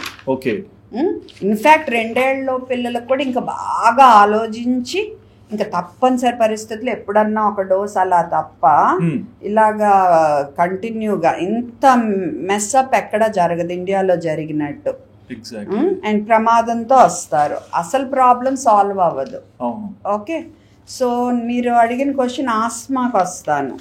ఆస్మా అంటే ఏంటి? గాలి పీల్చుకునే రంధ్రాలు మూసుకుపోవటం. గాలి పీల్చుకునే రంధ్రాలు సడన్ గా మూసుకుపోతాయి, ఇక్కడ కాదు లోపల లంగ్స్ లోపల. ఓకే, సో వాళ్ళకి ఏమవుతుంది, ముందు దగ్గు వస్తుంది, తర్వాత అలా ఆయాసం వస్తుంది. ఓకే, సో ఆయాసం కొంతమందికి ఏంటి మైల్డ్ ఇంటర్మిటెంట్ వస్తుంది, అంటే ఎప్పుడన్నా. కొంతమందికి ఏమవుతుంది ప్రతిరోజు సివియర్ పర్సిస్టెంట్ అంటాం. కొంతమందికి వారం 2 వారాలకు ఒకసారి, so mild to moderate persistent అంటాం. సో ఆస్మా ఉన్నప్పుడు పిల్లలకి పేరెంట్స్ తెలుసుకోవాల్సింది ఏంటంటే సివియర్ అయినప్పుడు నేను ఏం చేయాలి, అండ్ మా అబ్బాయికి మాటికి వస్తుంటే దాన్ని కంట్రోల్ చేయటం ఎలాగా, ఎప్పుడన్నా మరీ సివియర్ అటాక్ కాదు కానీ అటాక్ వస్తే నేను ఏం చేయాలి, ఈ 3 తెలుసుకుని ఉండాలి. ఓకే, సో ఆస్తమా వచ్చిన మెడిసిన్స్ మనకు 2 రకాలు ఉన్నాయి, కంట్రోలర్, రిలీవర్. రిలీవర్ అంటే ఏంటి, రిలీఫ్ ఇచ్చేది, అంటే వెంటనే మనకి ఊరట ఇచ్చేది. అవి మనకి ఇలా లివోలిన్ అని దొరుకుతాయి, లివోసాల్బ్యూటమాల్, లివోలిన్ అని, ఇలా ఆస్తలిన్ అని దొరుకుతాయి. ఓకే, సో ఇది ఇలాంటివి. ఇందులో కూడా 0.31, 0.63, 1.25 అని ఉంటుంది. మీరు డాక్టర్ చెప్పిన డోసే వాడాలి. ఇది నెబులైజర్ లాగా ఇవ్వచ్చు, పఫ్ఫుల్ లాగా ఇవ్వచ్చు. పఫ్ఫుల్ అంటే మనం ఇలాంటిది పెట్టి ఇస్తాం 6 ఏళ్ల పిల్లలకి, 6 ఏళ్ల పైన పిల్లలకి డైరెక్ట్ గా నోట్లో పెట్టి కొడతారు. సో ఇది ఎన్ని కొట్టాలి, ఏ నెబులైజర్ సొల్యూషన్ వాడాలి, అసలు ఎప్పుడు వాడాలి, ఇదంతా ఒక అవగాహన ఉండాలి. బిడ్డకు ఆయాసం వచ్చినప్పుడు వాడాలి, 2 పఫ్ఫులు కొట్టాలి, అయినా ఆయాసం తగ్గలేదనుకో మళ్ళీ మనం 2 పఫ్ఫులు కొట్టచ్చు. ఇంకా తగ్గలేదనుకో, ఇలా రొప్పుతున్నాడు అనుకో ఎమర్జెన్సీకి వెళ్ళాలి. ఇలా ఒక అవగాహన ఉండాలి. ఈ పఫ్లు అయ్యి నెబులైజర్లు వాడినప్పుడు నోరు క్లీన్ చేయాలి. ఓకే, అంతేకాని తెలిసి తెలియక కొట్టేస్తే వీటి సైడ్ ఎఫెక్ట్స్ కూడా ఉంటాయి. వణుకు, హార్ట్ రేట్ పెరగటం, పొటాషియం లెవెల్ లో అవ్వటం. ఎప్పుడు రిస్క్ బెనిఫిట్ చూసుకోవాలి, అనవసరంగా పిచ్చిగా వాడేసేయకూడదు, అవసరం బట్టే వాడాలి. సో ఆస్మా అటాక్ వచ్చినప్పుడు ఫస్ట్ నేను ఏం చేయాలనేది తెలుసుకుని ఉండాలి. నేను ఇది అందరికీ చెప్పలేను, ఇప్పుడు అది పేషెంట్ బట్టి బిడ్డ బట్టి కండిషన్ బట్టి చెప్తాం. కానీ ఏం చేయాలనేది పేరెంట్స్ తెలుసుకుని ఒక ఐడియాలో ఉండాలి. ఓకే, రెండోది నేను చెప్పినప్పుడు ఇవన్నీ జాగ్రత్తలు తీసుకోవాలి. అండ్ ఇలాంటివి వాడేటప్పుడు వీటిని ఎలా క్లీన్ చేయాలనేది కూడా తెలుసుకుని ఉండాలి. కొంచెం ఒక సోపు చుక్కలో చాలా వాటర్, సోప్ చుక్క నార్మల్ కలిపేసి ఇది ముంచి తీసి బయట పెట్టి ఆరనివ్వాలి, నీళ్లతో కడగకూడదు. అర్థమైంది కదా. సో అలా కొన్ని రూల్స్ ఉంటాయి. ఓకే ఓకే, తర్వాత ఇంకోటి ఏంటంటే మనం ఇదిగో ఫోరాకార్ టు సీరోఫ్లో ఈ మధ్య చాలా మందిని చూస్తున్నా. సంవత్సరం పిల్లలకి 2 ఏళ్ల పిల్లలకి వాడుతున్నారు. యాక్చువల్గా మినిమం ఏజ్ 4 years, ఇది 6 years. అండ్ మోర్ ఓవర్ ఇవేంటి, వీటిల్లాగా కాసేపే పనిచేయు, 12 గంటలు పనిచేస్తాయి. అంటే సైడ్ ఎఫెక్ట్లు కూడా 12 గంటలు ఉంటాయి. ఓకే, సో తెలియక పేరెంట్స్ ఏం చేస్తున్నారు, 2-3 గంటలకు ఒకసారి కొట్టేస్తున్నారు. కొట్టేస్తే డేంజర్ ఏంటి, హార్ట్ రేట్ మళ్ళీ ఒక లెవెల్కి వెళ్ళిపోయి హార్ట్ ఆగిపోవచ్చు. అయ్యో, ఇలాంటి పనులన్నీ చేస్తున్నారు. సో మేము కూడా చెప్పేప్పుడు అలా క్లియర్గా చెప్పాలి, మినిమం 4 ఏళ్ళు, మినిమం 6 ఏళ్ళు, 12 గంటలు గ్యాప్ ఉండాలి. ఇవన్నీ ఒక అవగాహన మేము కూడా మంచిగా, మాలోనూ తప్పు ఉంది, అవగాహన కల్పించాలి. సో ఇవన్నీ నేను ఎందుకు చెప్తున్నా అంటే ఇప్పుడు మీ ప్రోగ్రామ్ చూసేవాళ్ళు కొంతమందికి అవగాహన కలిగించడానికి, ఇంకా డీటెయిల్ చెప్పడానికి నాకు టైం లేదు, బట్ ఈ బేసిక్ మిస్టేక్స్ గురించి చెప్తున్నాను. ఓకే, నోరు పుక్కులిచ్చటం. సో ఎమర్జెన్సీలో ఏం చేయాలి, నా బిడ్డకు రోజు వస్తుంది అనుకో, అప్పుడు నేను మంచి పీడియాట్రిషియన్ ఆర్ పీడియాట్రిక్ పల్మనాలజిస్ట్ని కన్సల్ట్ చేసి రాకుండా నేను కంట్రోలర్ మెడికేషన్ ఏం తీసుకోవాలి. కంట్రోలర్ జనరల్గా స్టిరాయిడ్ కానీ ఇందాక నేను చెప్పినట్టు మాంటిల్యూకాస్ట్ ఉంటాయి.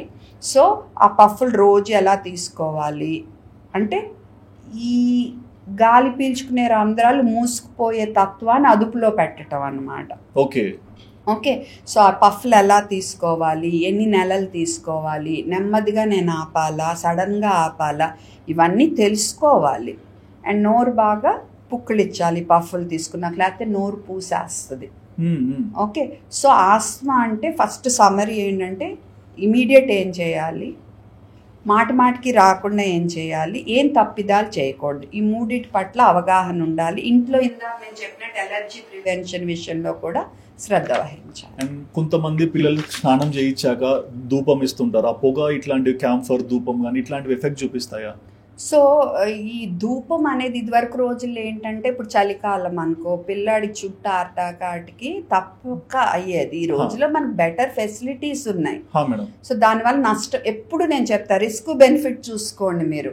ఆ ధూపం పీల్చడం వల్ల దగ్గులు పెరుగుతాయి, అది కాకుండా యూకలిప్టస్ వాడతారు, ఆ స్మెల్కి ఇంకా పెరుగుతాయి. విక్స్ లో కూడా, జిండా టెలిస్మాట్ లో కూడా ఇవన్నీ ఉంటాయి, యూకలిప్టస్ ఇవన్నీ. సో అవి పెరగొచ్చు. రెండోది బాగా పసికందులు చిన్నపిల్లలు అయితే పొరపాటుని తింటే ఫిట్స్ వస్తాయి. అయ్యో, ఓకే, కొంతమందికి ఈవెన్ ఒంట్లో స్కిన్కి రాసినా కూడా ఫిట్స్ వచ్చిన దాఖలాలు ఉన్నాయి. మీరు ఎంత చిన్న అయితే అంత రిస్క్ ఎక్కువ పెద్దాళ్ళతో పోల్చుకుంటే. తర్వాత ఈ ఆస్మా పెరిగిపోతాయి ఇలాంటి వాటి వల్ల. అండ్ ఇంకోటి ఏంటంటే ఈ క్యాంఫర్ బాల్స్, కలరా ఉండలు, కర్పూరం బాల్స్ ఇంట్లో ఎక్కడ పడితే అక్కడ ఉంచొద్దు. గబుక్కు నీళ్లు పెట్టుకుంటే గొంతుకు అడ్డం పడే రిస్క్, ఫిట్స్ రిస్క్, బ్లడ్ విరిగిపోయే రిస్క్. ఓకే, సో ఇవన్నీ లంగ్స్ డ్యామేజ్ అయ్యే రిస్క్ యూకలిప్టస్ తాగేస్తే. అండ్ ఇంట్లో మస్కిటో, ఈ సిట్రోనెల్లా ఇవన్నీ స్మెల్కి ఆస్మాలు పెరిగిపోతున్నాయి. సో అన్నీ ఇప్పుడు దోమలు మన నేనేం చేయను అంటారు, తెల్లారేక 2 గంటలు, చీకటి పడే ముందు 2 గంటల ముందు నుంచి తలుపులేసి ఉంచండి. ఓకే, దోమలుంటే ఎలక్ట్రిక్ బ్యాట్తో కొట్టి చంపండి. మీరు కనుక గుడ్ నైట్ ఆల్ అవుట్ వాడాల్సి వస్తే ఆన్ చేసి 2 గంటల నుంచి ఆపేసి 2 గంటలు అయ్యాక ఆ రూమ్కి తీసుకెళ్ళండి. అంతేగాని అండ్ బయటకు వెళ్తున్నప్పుడు ఫుల్ బట్టలు వేయండి. చేతులకి ఫేస్ కావాలంటే కొబ్బరి నూనె రాసుకోండి, మిగతా చోట మట్టుకు ఓడోమాస్ లాంటిది రాసి ఇంటికి రాగానే కడిగేయాలి. అండ్ పార్కుల్లో అది దోమల మందు కొట్టేప్పుడు దయచేసి ఎదురెళ్ళొద్దు, అవి పీల్చుకుంటే కూడా బోల్డని సమస్యలు మనకి. అప్పటికప్పుడు దగ్గు, జలుబు, ఆస్తమా ఎక్కువ అవ్వచ్చు. అండ్ రోజు పీల్చితే నరాల జబ్బులు అవి కూడా రావచ్చు. కొంత లైక్ పిల్లలలో మెచ్యూరిటీ వస్తుంది, ముఖ్యంగా ఫిమేల్ని మనం చూసుకుంటే ఏ ఏజ్ నుంచి వాళ్ళ maturity levels పెరుగుతుంటాయి madam?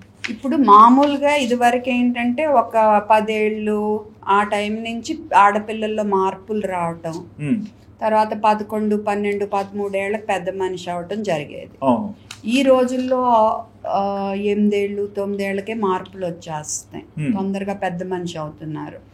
Okay, so 8 ఏళ్ళ లోపే ఆడపిల్లల్లో మార్పులు అంటే బ్రెస్టులు పెరగటము, తర్వాత జననేంద్రియాల దగ్గర జుట్టు రావటము, ఇవన్నీ ఉంటే కనుక ప్యూబర్టీ చేంజెస్ అంటాము. ఓకే. సో 8 ఏళ్ళ లోపే 8 ఏళ్ళ లోపే మొదలైతే మనం ప్రికాషియస్ ప్యూబర్టీ అంటాము. ఓకే. ఈ రోజుల్లో ఎందుకు వస్తున్నాయి అంటే మనం వాతావరణం చాలా కలుషితం అయిపోయింది. ప్రతి దాంట్లో పెస్టిసైడ్స్ ఉన్నాయి, ప్రతి దాంట్లో. అది నంబర్ 1 అంటున్నారు. ఓకే. దెన్ ప్లాస్టిక్ నంబర్ 2, మన బాడీ క్రీమ్స్లో వచ్చే కెమికల్స్ నంబర్ 3. ఇవి కాకుండా కోడిగుడ్లు, పాలు, చికెన్ ఇవి తినడం ద్వారా వచ్చే హార్మోన్స్ అని కూడా అంటున్నారు. బట్ దానికి వీటికి ఉన్నంత ప్రూఫ్ లేదు. ఓకే. కానీ ప్రజలు ఏంటంటే మిల్క్, గుడ్లు ఆపేస్తున్నారు. దానివల్ల పిల్లల బలం ఎఫెక్ట్ అవుతుంది. ఓకే. సో ఆపాల్సిన అవసరం లేదు. బట్ ఉన్నంతలో పెస్టిసైడ్స్ తక్కువ వాడి మ్యాథ్ ఇచ్చే దగ్గర నుంచి తెచ్చుకుంటే బెటర్. హార్మోన్స్ తక్కువ ఇచ్చే దగ్గర నుంచి తెచ్చుకుంటే బెటర్. అంతేకాని ఈ ఒక్కటి ఆపేసి మిగతాయన్నీ మామూలుగా తింటే మనం బాగా సెట్ అయిపోతాం, ఏం రాదనుకోవటం అపోహ. ఓకే. మీరు ఎంత చేసినా ఈ మధ్య పిల్లలకి ముందే వస్తుంది. సో 8 ఏళ్ల లోపు వస్తే మటుకు తప్పనిసరిగా ఎండోక్రైనాలజిస్ట్ అనే డాక్టర్ ఉంటారు, ఎండోక్రైనాలజిస్ట్. లేదా మీరు ముందు పిల్లల డాక్టర్ని సంప్రదించి ఆ తర్వాత ఎండోక్రైనాలజిస్ట్ని సంప్రదించాలి. ఓకే. ఎందుకంటే ఎందుకు ముందు వచ్చింది, నార్మల్గా వచ్చేదే కొంచెం ముందు వచ్చిందా, లేకపోతే మన బాడీలో పిట్యూటరీ గ్రంథి అని ఉంటుంది, దానికి ఏమన్నా ప్రాబ్లం ఉందా, ఏమన్నా క్యాన్సర్ లాంటిది ఉందా, ఇంకేదన్నా ఉందా, లేకపోతే ఓవరీ అంటే అండం అంటారా, అక్కడ ఏమన్నా ఉందా ప్రాబ్లము, ఎడ్రీనల్ గ్లాండ్ అనే గ్రంథిలో ఏమన్నా ప్రాబ్లం ఉందా, అవి కూడా చూసుకోవాలన్నమాట మనము.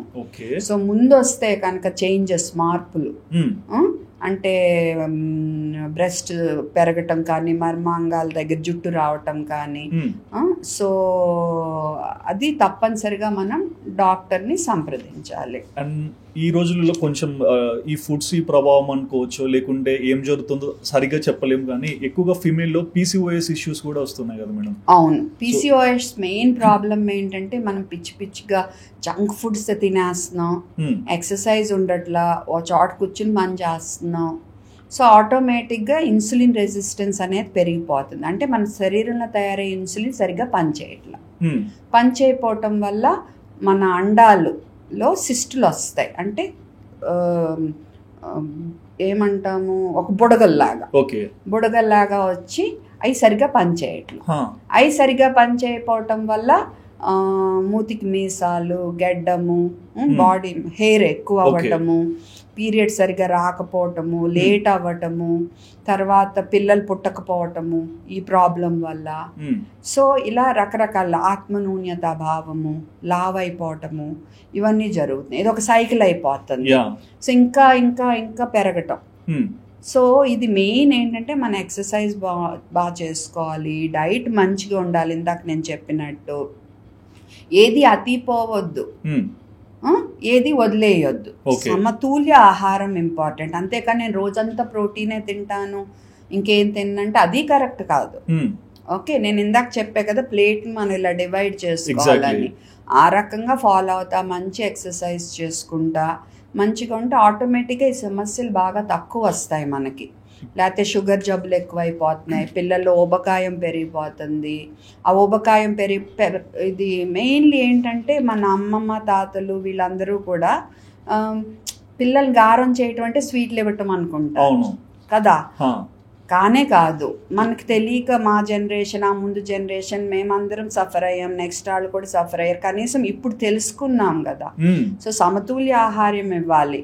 మన దేశంలో ఏంటంటే ప్లేట్లో ఇంత అన్నం, స్వీట్లు అయితే ఇంత ప్రోటీన్, ఇంత పండ్లు, కాయగూరలు, అలా కాదు. ఇందాక చెప్పే కదా, ప్లేట్ని మనం సగం భాగం చేస్తే ఇటు ఫ్రూట్, వెజిటేబుల్, ఓకే, ఇటు పిండి పదార్థాలు, ప్రోటీన్, కొంచెం ప్రోటీన్, ఫ్రూట్ వాటి మీద తక్కువ, అండ్ పాలు పదార్థాలు 500 మిల్లీ లోపు ఉండాలి.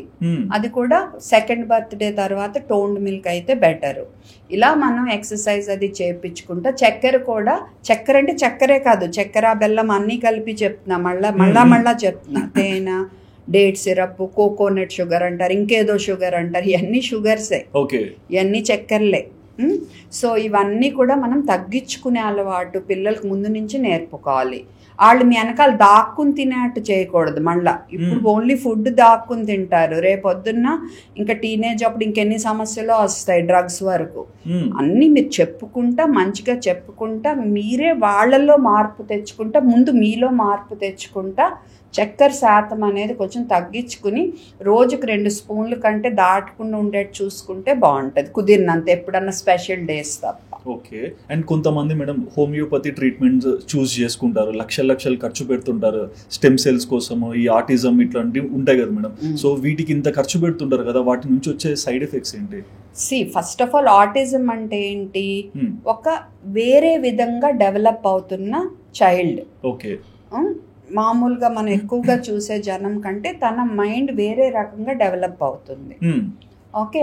సో దానివల్ల ఏంటంటే ఇప్పుడు మీరు నేను మాట్లాడుకున్నట్టు కాకుండా తను మనతో ప్రవర్తించే పద్ధతి వేరేగా ఉంటుంది. ఓకే. సో అది మనము ముందే గుర్తించేమనుకో, సమాజం ఏంటి, ఇప్పుడు మనం పెద్దాక సమాజంలో బతకగలగాలి, మన కాళ్ళ మీద మనం నిలబడగలగాలి, అవతల మనిషితో కమ్యూనికేట్ చేయగలగాలి, మాట్లాడగలగాలి. ఓకే. మనకి ఇది జరగాలి. ఓకే. ఆటిజం మనం కనుక ఇగ్నోర్ చేస్తే ఇది సమస్య అవుతుంది. ఆ బిడ్డకి సమస్య అవ్వకూడదంటే ముందే మేము గుర్తించి రిఫర్ చేయాలి ఫస్ట్.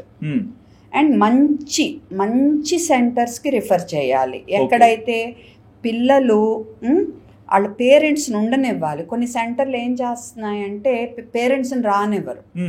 అది ఎలా పనిచేస్తుంది? రేపు నేను సమాజంలో బతకాలి, నువ్వు నా పేరెంట్ దగ్గరే నువ్వు నన్ను ఉండనివ్వట్లేదు, మరి నువ్వు సమాజంలో నన్ను ఎలా తిప్పగలవు కదా.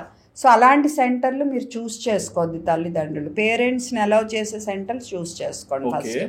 2 మంచి క్వాలిఫికేషన్ ఉందా లేదా సెలెక్ట్ చేసుకోవాలి థెరపిస్ట్. సో వీళ్ళని ఎర్లీ ఇంటర్వెన్షన్ అంటాం. అంటే 15 నెలలు 18 నెలలు గుర్తించిన ఎమ్మటే మనం ట్రీట్మెంట్ మొదలు పెట్టాలి. థెరపీ అంటే ఎలా ప్రవర్తించాలి, ఎలా మాట్లాడాలి, మాటలు ఎలా నేర్పిస్తారనమాట. సో ఇవన్నీ థెరపీ ఈజ్ ద బెస్ట్. ముందు కరెక్ట్ డాక్టర్ని కలవటం, కరెక్ట్గా వాళ్ళకి ప్రాబ్లం ఏంటనేది గుర్తించడం, థెరపీ మంచి వాళ్ళ చేతుల్లో ఇప్పించడం. ఈ కాకుండా అసలు మెడిసిన్ అనేది లేదు ఆటిజంకి. కానీ ఏం చేస్తాం, చాలా రీసెర్చ్ జరుగుతుంది. పేగులో ఉన్న బ్యాక్టీరియా, గట్ మైక్రోబయోమ్ గురించి రీసెర్చ్ జరుగుతుంది. ప్రోబయాటిక్స్ అది ఇస్తే హెల్ప్ అవుతుందా, అది ఇది అని. బట్ ఏది ఇప్పుడు గైడ్ లైన్స్ లేవు. కానీ కొంతమంది గట్ హెల్త్ అని చెప్పి లక్షలు తీసుకుని విటమిన్స్, ప్రోబయాటిక్స్ ఇచ్చేసి ఏదో సాధించామనుకుంటున్నారు. ఓకే. మీరు ఇంట్లో మంచి ఫుడ్ ఇవ్వండి, ఆటోమేటిక్గా ప్రీబయాటిక్స్ అంటాం, ఫ్రూట్స్ వెజిటేబుల్స్. అప్పుడు మన గట్ హెల్త్ బాగుంటుంది. మన పెరుగు మంచి ప్రోబయాటిక్, ఇడ్లీ ప్రోబయాటిక్. లక్షలు ఖర్చు పెట్టి డబ్బులు పోసుకోవద్దు. 2 ఇంకొకరు ఏం మోసం చేస్తున్నారు, హోమియోపతి ఆయుర్వేది మందులు ఉన్నాయని లక్షలు తీసుకుంటున్నారు.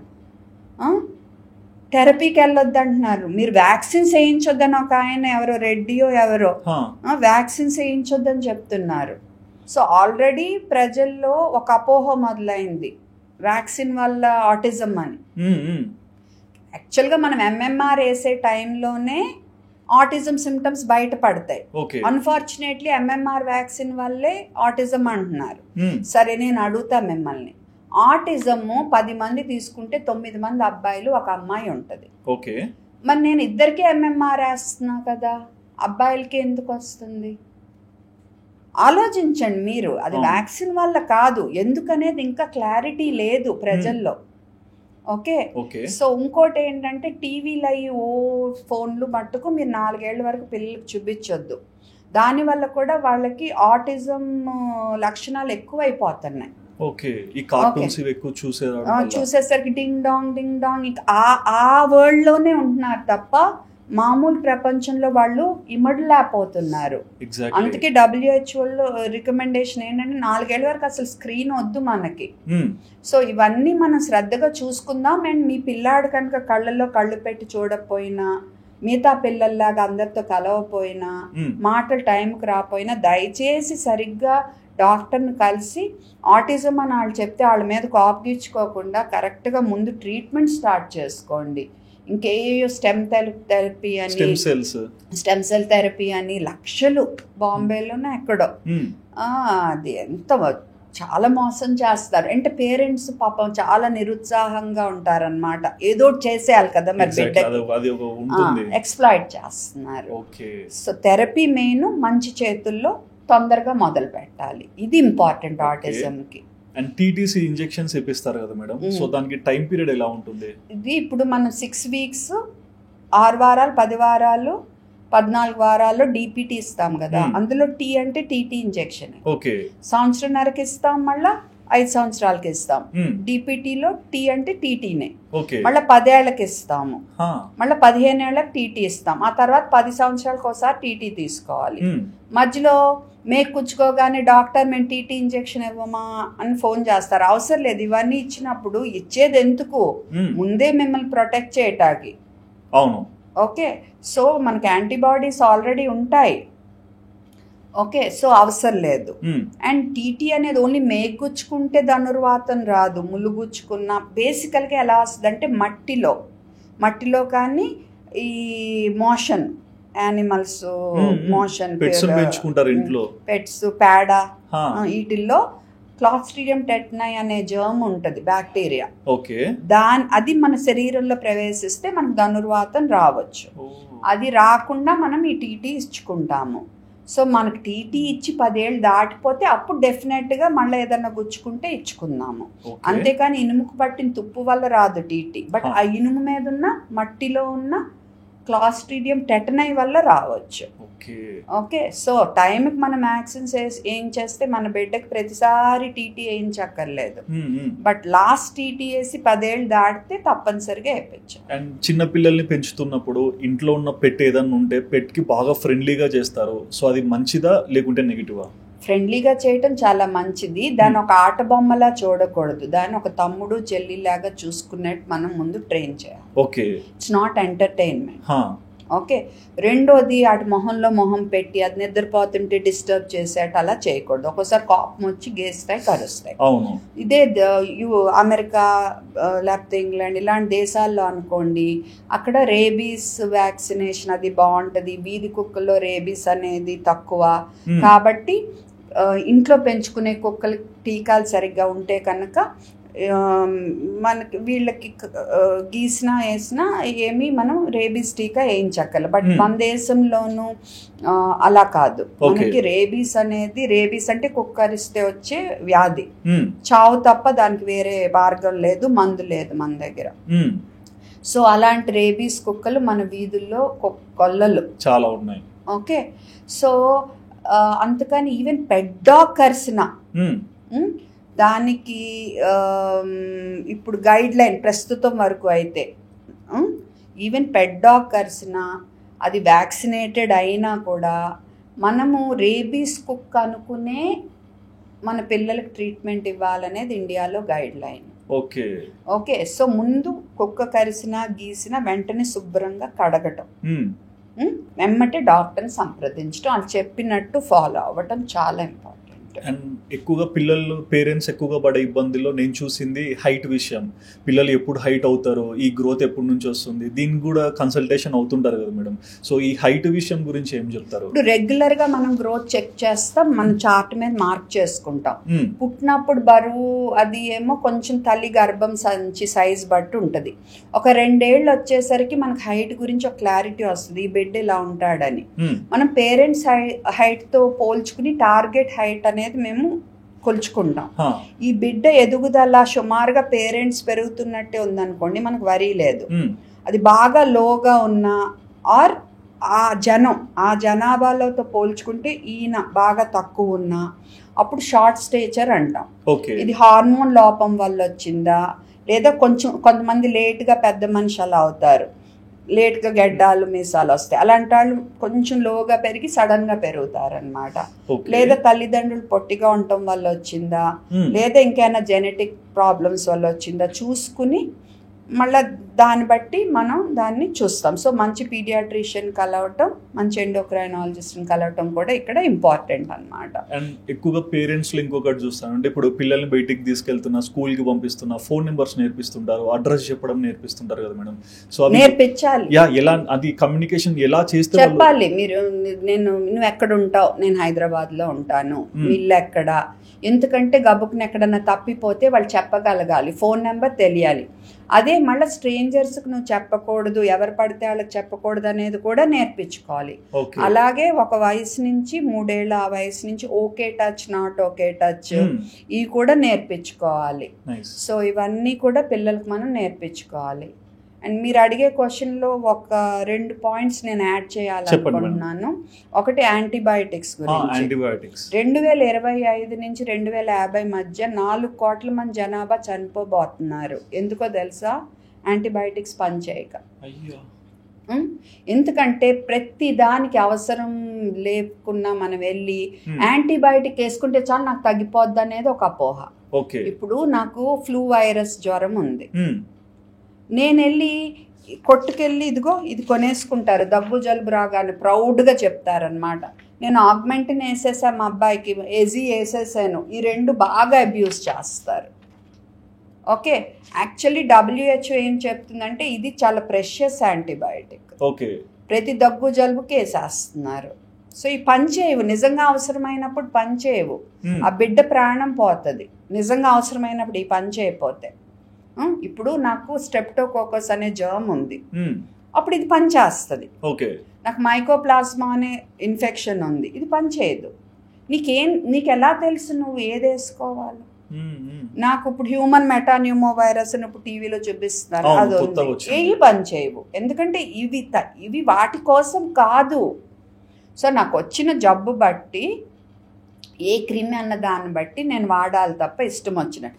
సరే ఇప్పుడు డాక్టర్ చెప్పారు నాకు స్ట్రెప్టోకోకస్ ఇన్ఫెక్షన్ ఉందని, ఇది రాశారు, 5 రోజులు వాడమని, నేను 3 రోజుల్లో ఆపేసాను. అప్పుడు ఏమవుద్ది? జబ్బు తిరగబెడుతుంది, మళ్ళీ ఇది వాడితే ఇది పనిచేయదు, ఎందుకంటే బ్యాక్టీరియా తెలిసిపోద్ది, అవి ఇంకా మంచిగా రెడీ అయ్యి వస్తాయి. ఓకే, సో అందుకని అనవసరంగా వాడొద్దు. వాడినప్పుడు కోర్స్ కంప్లీట్ చేయండి, మీరే డెసిషన్ తీసుకోవద్దు, కరెక్ట్ డోసులు వాడండి. మీ వల్ల మీ ఫ్యామిలీ నష్టపోకూడదు. మీరు ఇలా వాడటం వల్ల ఈ మందుల తర్వాత పనిచేయకపోతే ప్రాణాలు కోల్పోతారు. మీరు మీకే కాకుండా మీ సమాజానికి కూడా చాలా నష్టం చేస్తున్నారు. ఓకే, రెండోది ఓఫ్లాక్స్ TZ, ఓఫ్లాక్స్ ఇంకా ఓఫ్లోమాక్ ఇలా మందులు, ఓఫ్లాక్సిసిన్, మెట్రోనిడజోల్, ఓఫ్లాక్సిన్, టినిడజోల్, విరోచనాలు రాగానే వెళ్ళిపోయి కొనేస్తారు. నాకు ఇన్నేళ్ల ప్రాక్టీస్ ఉంది, ఒక్కళ్ళకి కూడా ఇది ప్రిస్క్రైబ్ చేయాల్సిన అవసరం రాలా నాకు. మరి నాకు మంచి ప్రాక్టీసే ఉంది, నా పేషెంట్లు అందరూ హ్యాపీగానే, పేరెంట్స్ అందరూ హ్యాపీగానే ఉన్నారు. మెట్రోనిడజోల్ అనేది అసలు ఇష్టం వచ్చినట్టు వాడుతున్నారు. ఇండియాలో ఏంటంటే అమీబియాసిస్ అనేది సడన్గా రావడం చాలా అరుదు, ఎందుకంటే మన పొట్టలో ఎప్పుడు అది ఉంటుంది, క్రానిక్ ఉండొచ్చు. సో సడన్గా విరోచనాలు అవి మొదలైనప్పుడు ఈ మెట్రోనిడజోల్, టినిడజోల్ అసలు ఇచ్చే అవసరమే లేదు. అందరూ రాసేస్తున్నారు ఈ మందు. ఎంత అంటే మాది తప్పు ఉంది డాక్టర్లుగా కూడా. అండ్ ఒకసారి డాక్టర్ రాశారు కాబట్టి ఇంకోసారి వీళ్ళే డైరెక్ట్ వెళ్ళి మోషన్స్ అంటే ఇది ఇచ్చేస్తారు. నేను ఇందాక చెప్పినప్పుడు మోషన్స్ అంటే ముందు లవణాలు, నీరు రీప్లేస్ చేయండి. అవసరం బట్టి నిజంగా ఇన్ఫెక్షన్ ఉంటే మోషన్ టెస్ట్ చూసుకుంటాం, లేదా మేము కొన్ని లక్షణాలు బట్టి మేము నిర్ణయిస్తాము. అప్పుడు కరెక్ట్ యాంటీబయాటిక్ ఏమి ఇవ్వాలో చెప్తాము, ఇచ్చింది 5 రోజులు వాడండి. మీకు మీరుగా వెళ్ళి కొనేసి వాడేసి మళ్ళీ రెసిస్టెన్స్ తెచ్చుకుని అవసరమైనప్పుడు మందులు పనిచేయకుండా చేసుకోవద్దు. ఇంకా ఏం చేస్తున్నారు, ఇదిగో రింగ్ వామ్ ఉంటే మనం ఇది రాస్తాము, క్లోట్రైమాజోల్ అని. ఇదొక కంపెనీ, ఇంకా ఉంటాయి, నేను చెప్పా కదా నాకు దొరికిన ఫోటోలు తీసుకున్నా. వీళ్ళు ఏం చేస్తారు, వెళ్ళి క్యాండిడ్ బి అని కొంటారు. బి అంటే ఏంటి, స్టెరాయిడ్. స్టెరాయిడ్ ఏం చేస్తుంది, జబ్బుని తగ్గించదు, బట్ ఆ ఎరుపుని, ఎర్రదనాన్ని తగ్గిస్తుంది. మనం ఏమనుకుంటాం, తగ్గిపోయింది అనుకుంటాం, కానీ స్కిన్ కింద ఆ ఫంగస్ ఇంకా ఇంకా పెరుగుద్ది, కొన్ని రోజులు కొళ్ళంతా వచ్చేస్తుంది. ఓకే, సో డాక్టర్ రాసినప్పుడు కూడా మీరు క్లియర్గా అడగండి, నేను ఇది వాడాలా, ఇది వాడాలా, ఎన్ని రోజులు వాడాలి. అండ్ ఇది రాసినప్పుడు కూడా రింగ్ వామ్ మీదే కాదు, రింగ్ వామ్ అంటే తామర అంటారా, తామర మీదే కాదు, చుట్టూ ఎక్స్ట్రా 2 సెంటీమీటర్లు రాయాలి. 3 వారాలు 4 వారాలు వాడాల్సి రావచ్చు. మధ్య మధ్యలో ఆపేయటం లేకపోతే స్టిరాయిడ్ వాడటం ఇది తప్పు. ఈ మధ్య నేను ఇంకా షాక్ అయ్యాను. ఇక్కడ ఉన్నప్పుడు నాకు చూపించుకునే వాళ్ళు ఊళ్ళల్లో ఎవరు ఆర్ఎంపీ దగ్గరికి వెళ్ళారు. అసలు ఆర్ఎంపీ అంటే రిజిస్టర్డ్ మెడికల్ ప్రాక్టీషనర్ మేము, కానీ ఊళ్ళల్లో కాంపౌండర్లు ఇళ్ళు విలేజ్ డాక్టర్లు అని చెప్పుకునే వాళ్ళందరినీ ఇప్పుడు ఆర్ఎంపీలని దురదృష్టవశాత్తు అనాల్సి వస్తుంది. They are nothing but quacks, వాళ్ళకి ఏం తెలీదు. సో నాకు చూపించుకునేప్పుడు మంచిగా చూపించుకున్నారు. ఊరు వెళ్ళాల్సి వచ్చింది. వాళ్ళ ఐ ఇన్ఫెక్షన్ వస్తే డ్రాప్స్ వాళ్ళు ఏమిచ్చారు, మాక్సిసిప్ డి అంట, స్టిరాయిడ్స్, యాంటీబయాటిక్ డ్రాప్స్, స్టిరాయిడ్స్ అసలు మీరు ఇష్టం వచ్చినట్టు కంట్లో వాడితే ఎక్కువ రోజులు వాడితే శుక్లాలు వస్తాయి, గ్లాకోమా వస్తుంది. స్టిరాయిడ్స్ వాడితే ఇన్ఫెక్షన్ ఒక్కోసారి ఇంకా పెరిగిపోవచ్చు. అది కళ్ళ డాక్టర్లు చెప్తారు, కొన్ని కండిషన్లో మనం స్టిరాయిడ్లు వాడాలి. వాళ్ళు చెప్పినన్ని రోజులే వాడాలి, వాళ్ళు చెప్పినంతే వాడాలి. అంతేకా మేము కూడా స్టిరాయిడ్స్ ఒకసారి ఆస్మా సివియర్ అయినప్పుడు వాడతాం. మేము చెప్పినన్ని రోజులే వాడండి, మేము చెప్పినప్పుడే వాడండి. ఓకే, ప్రిస్క్రిప్షన్స్ రిపీట్ చేయొద్దు. ఇప్పుడు ఈ మందులు కూడా అంతే. ఒకళ్ళు ఎలర్జీ ఉంది డాక్టర్ రాయమన్నారని గజ్జికి తెగ రాసి పాడేశారు. ఇంకా ఆ బిడ్డ గజ్జి ఎంత అయిందంటే ఒళ్ళంతా వచ్చేసింది స్టిరాయిడ్. ఓకే, సో దానికి గజ్జికి వాడాల్సిన మందు వేరు. బిగినింగ్ లో రాసినప్పుడు ఏంటి దురద తగ్గినట్టు అనిపిస్తుంది, ఇంకా తర్వాత ఫుల్ పెరిగిపోతుంది. సో డాక్టర్లు చెప్పకుండా స్టిరాయిడ్స్ వాడొద్దు. స్టిరాయిడ్లో యాంటీబయాటిక్ మంచి మందులు, వాటిని చాలా జాగ్రత్తగా అవసరమైనప్పుడు అవసరమైనంత డాక్టర్ చెప్పినట్టే వాడాలి. మీ సొంత నిర్ణయాలు తీసేసుకుని స్టిరాయిడ్ మందులు వాడొద్దు అనేది ఒక విన్నపం. యాంటీబయాటిక్స్, స్టిరాయిడ్స్ ప్లీజ్ ప్రాణాల మీద తెచ్చుకుంటారు. ఎగ్జాక్ట్లీ. అండ్ పిల్లలకి స్నానం చేయిస్తారు కదా మేడం చిన్న వయసు నుంచి. సో అప్పుడు అంటే మన పూర్వకాలంలో చూస్తే కూర్చొని ఇట్లా కాళ్ళు చాపేసి కాళ్ళ మీద పాపను పెట్టుకొని ఇట్లా చేయిస్తారు కదా. యాక్చువల్గా అంటే ఏదైనా రూల్ ఉందా, ఇలా స్నానం చేపిస్తే బాగుంటుంది, ఇలా చేపిస్తే బాగుంటుందని? రూల్ అనలేను. ఫస్ట్ రూమ్ వాతావరణం చల్లగా ఉండకూడదు. ఓకే, ముందు అన్ని రెడీ పెట్టుకోవాలి. గబుక్కుని మళ్ళీ బిడ్డను అక్కడ పెట్టి మళ్ళీ వెళ్ళటం అలాంటివి జరగకూడదు. చేపిచ్చే వాళ్ళు శుభ్రంగా హెల్దీగా ఉండాలి. ఓ గాజులు బిడ్డకు గీసుకునేట్టు, ఓ గోల్డ్ పొడుగు ఇలా ఉండకూడదు. బిడ్డ మీద దగ్గుతా అలాగా, కాళ్ళ మీద ఓకే, బట్ ప్రాబ్లం జారిపోకుండా చూసుకోవాలి. నీరు మరీ వేడిగా ఉండకూడదు, నునెచ్చగా ఉండాలి. చెయ్యి ఇలా పెట్టి చూసుకుంటే మనకి వెచ్చగా తగలాలి. ఈ పార్ట్తో చూసుకుంటే అన్నీ ముందు రెడీ పెట్టుకోవాలి. అండ్ స్నానంకు ముందు మసాజ్ చేసేప్పుడు బిడ్డని ఏడిపిస్తే లంగ్ పవర్ పెరుగుద్ది అనేది అపోహ. బిడ్డ మసాజ్ని ఎంజాయ్ చేయాలి, ఆ రకంగా ఇవ్వాలి మసాజ్.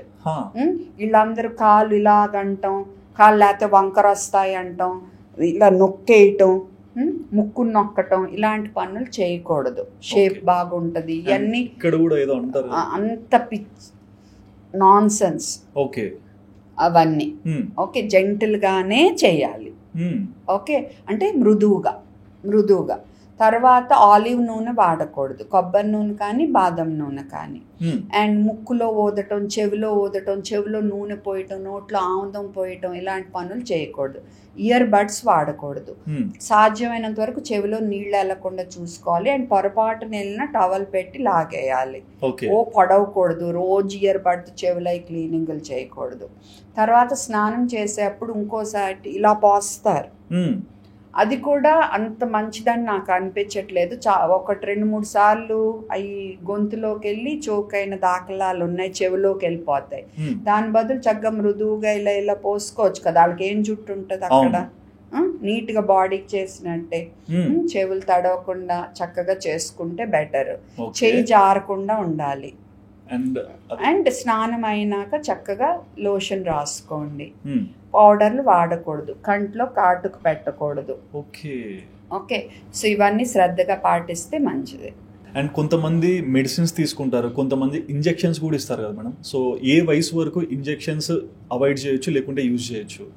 ఏ వయసు అంటే పుట్టగానే విటమిన్ కే ఇంజెక్షన్ ఇస్తాం. ఓకే కదా.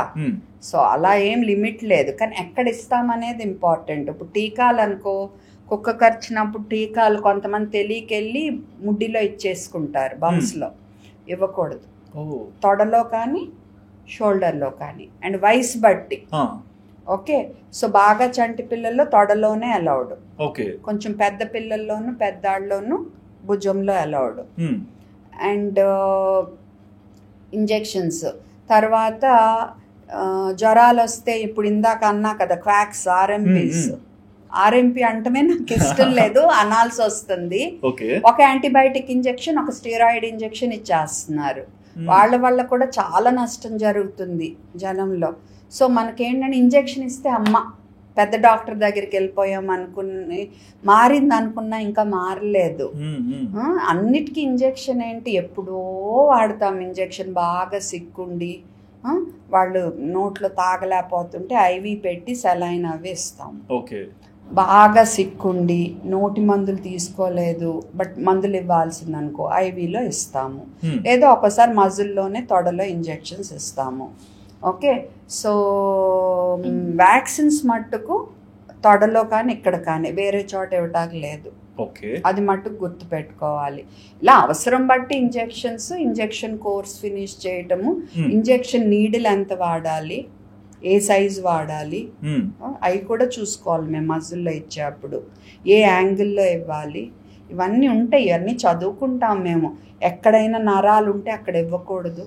పొరపాటున వెనక బంప్స్లో ఇచ్చినప్పుడు కొంచెం లోపలికి ఇచ్చామనుకోండి, లేదు అక్కడ పెద్ద సయాటిక్ నర్వ్ అని ఉంటుంది, ఆ నర్వ్ మొత్తం డ్యామేజ్ అయిపోతుంది. సో అలా తెలియని వాళ్ళు ఇంజెక్షన్, ఇప్పుడు మేము చదువుకుంది ఎందుకు ఇన్నేళ్ళు,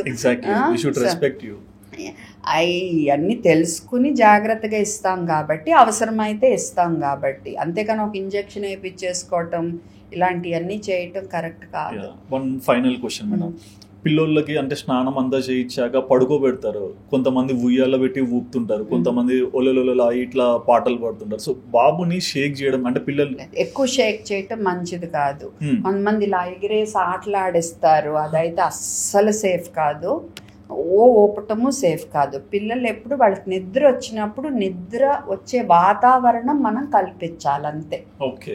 అంతేకాని గట్టి గట్టిగా ఊపేయకూడదు. బిగినింగ్ లో లైట్ గా ఊపినా నెమ్మదిగా ఊపకుండా మంచం మీద పడుకునే అలవాటు చేయాలి.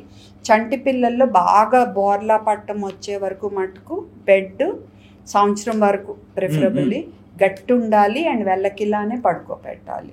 Okay, thank you so much madam. And చాలా మంది పేరెంట్స్ తరఫున నేను ముందే థ్యాంక్ యూ చెప్పేస్తున్నాను, ఎందుకంటే వాళ్ళందరికీ మీరు చెప్పిన ప్రతి ఒక్క మాట కూడా ఎంతో precious. So thank you so much madam, me time ఇచ్చి చాలా విషయాలు షేర్ చేసుకున్నందుకు. సో చూసారు కదండి, పిల్లలు పెంచే విధానంలో కానీ చూసుకునే విధానంలో కానీ ఎటువంటి జాగ్రత్తలు తీసుకోవాలి, ఎందుకంటే ఈ రోజు పిల్లలే రేపటి పౌరులు. సో రేపటి ఫ్యూచర్ని మనం ఎలా టేక్ కేర్ చేయాలి బాల్యంలో అనేది మనకు మేడం చాలా నీట్గా ఎక్స్ప్లెయిన్ చేశారు కదా. మరి శివరంజని మేడం మాటలు విన్నాక మీకు ఏమనిపించింది, మీకు ఏమైనా డౌట్స్ ఉన్నా మీ హానెస్ట్ ఒపీనియన్ తప్పకుండా కమెంట్ సెక్షన్లో మెన్షన్ చేయండి. And please do subscribe our channel Sudeep talks for more updates.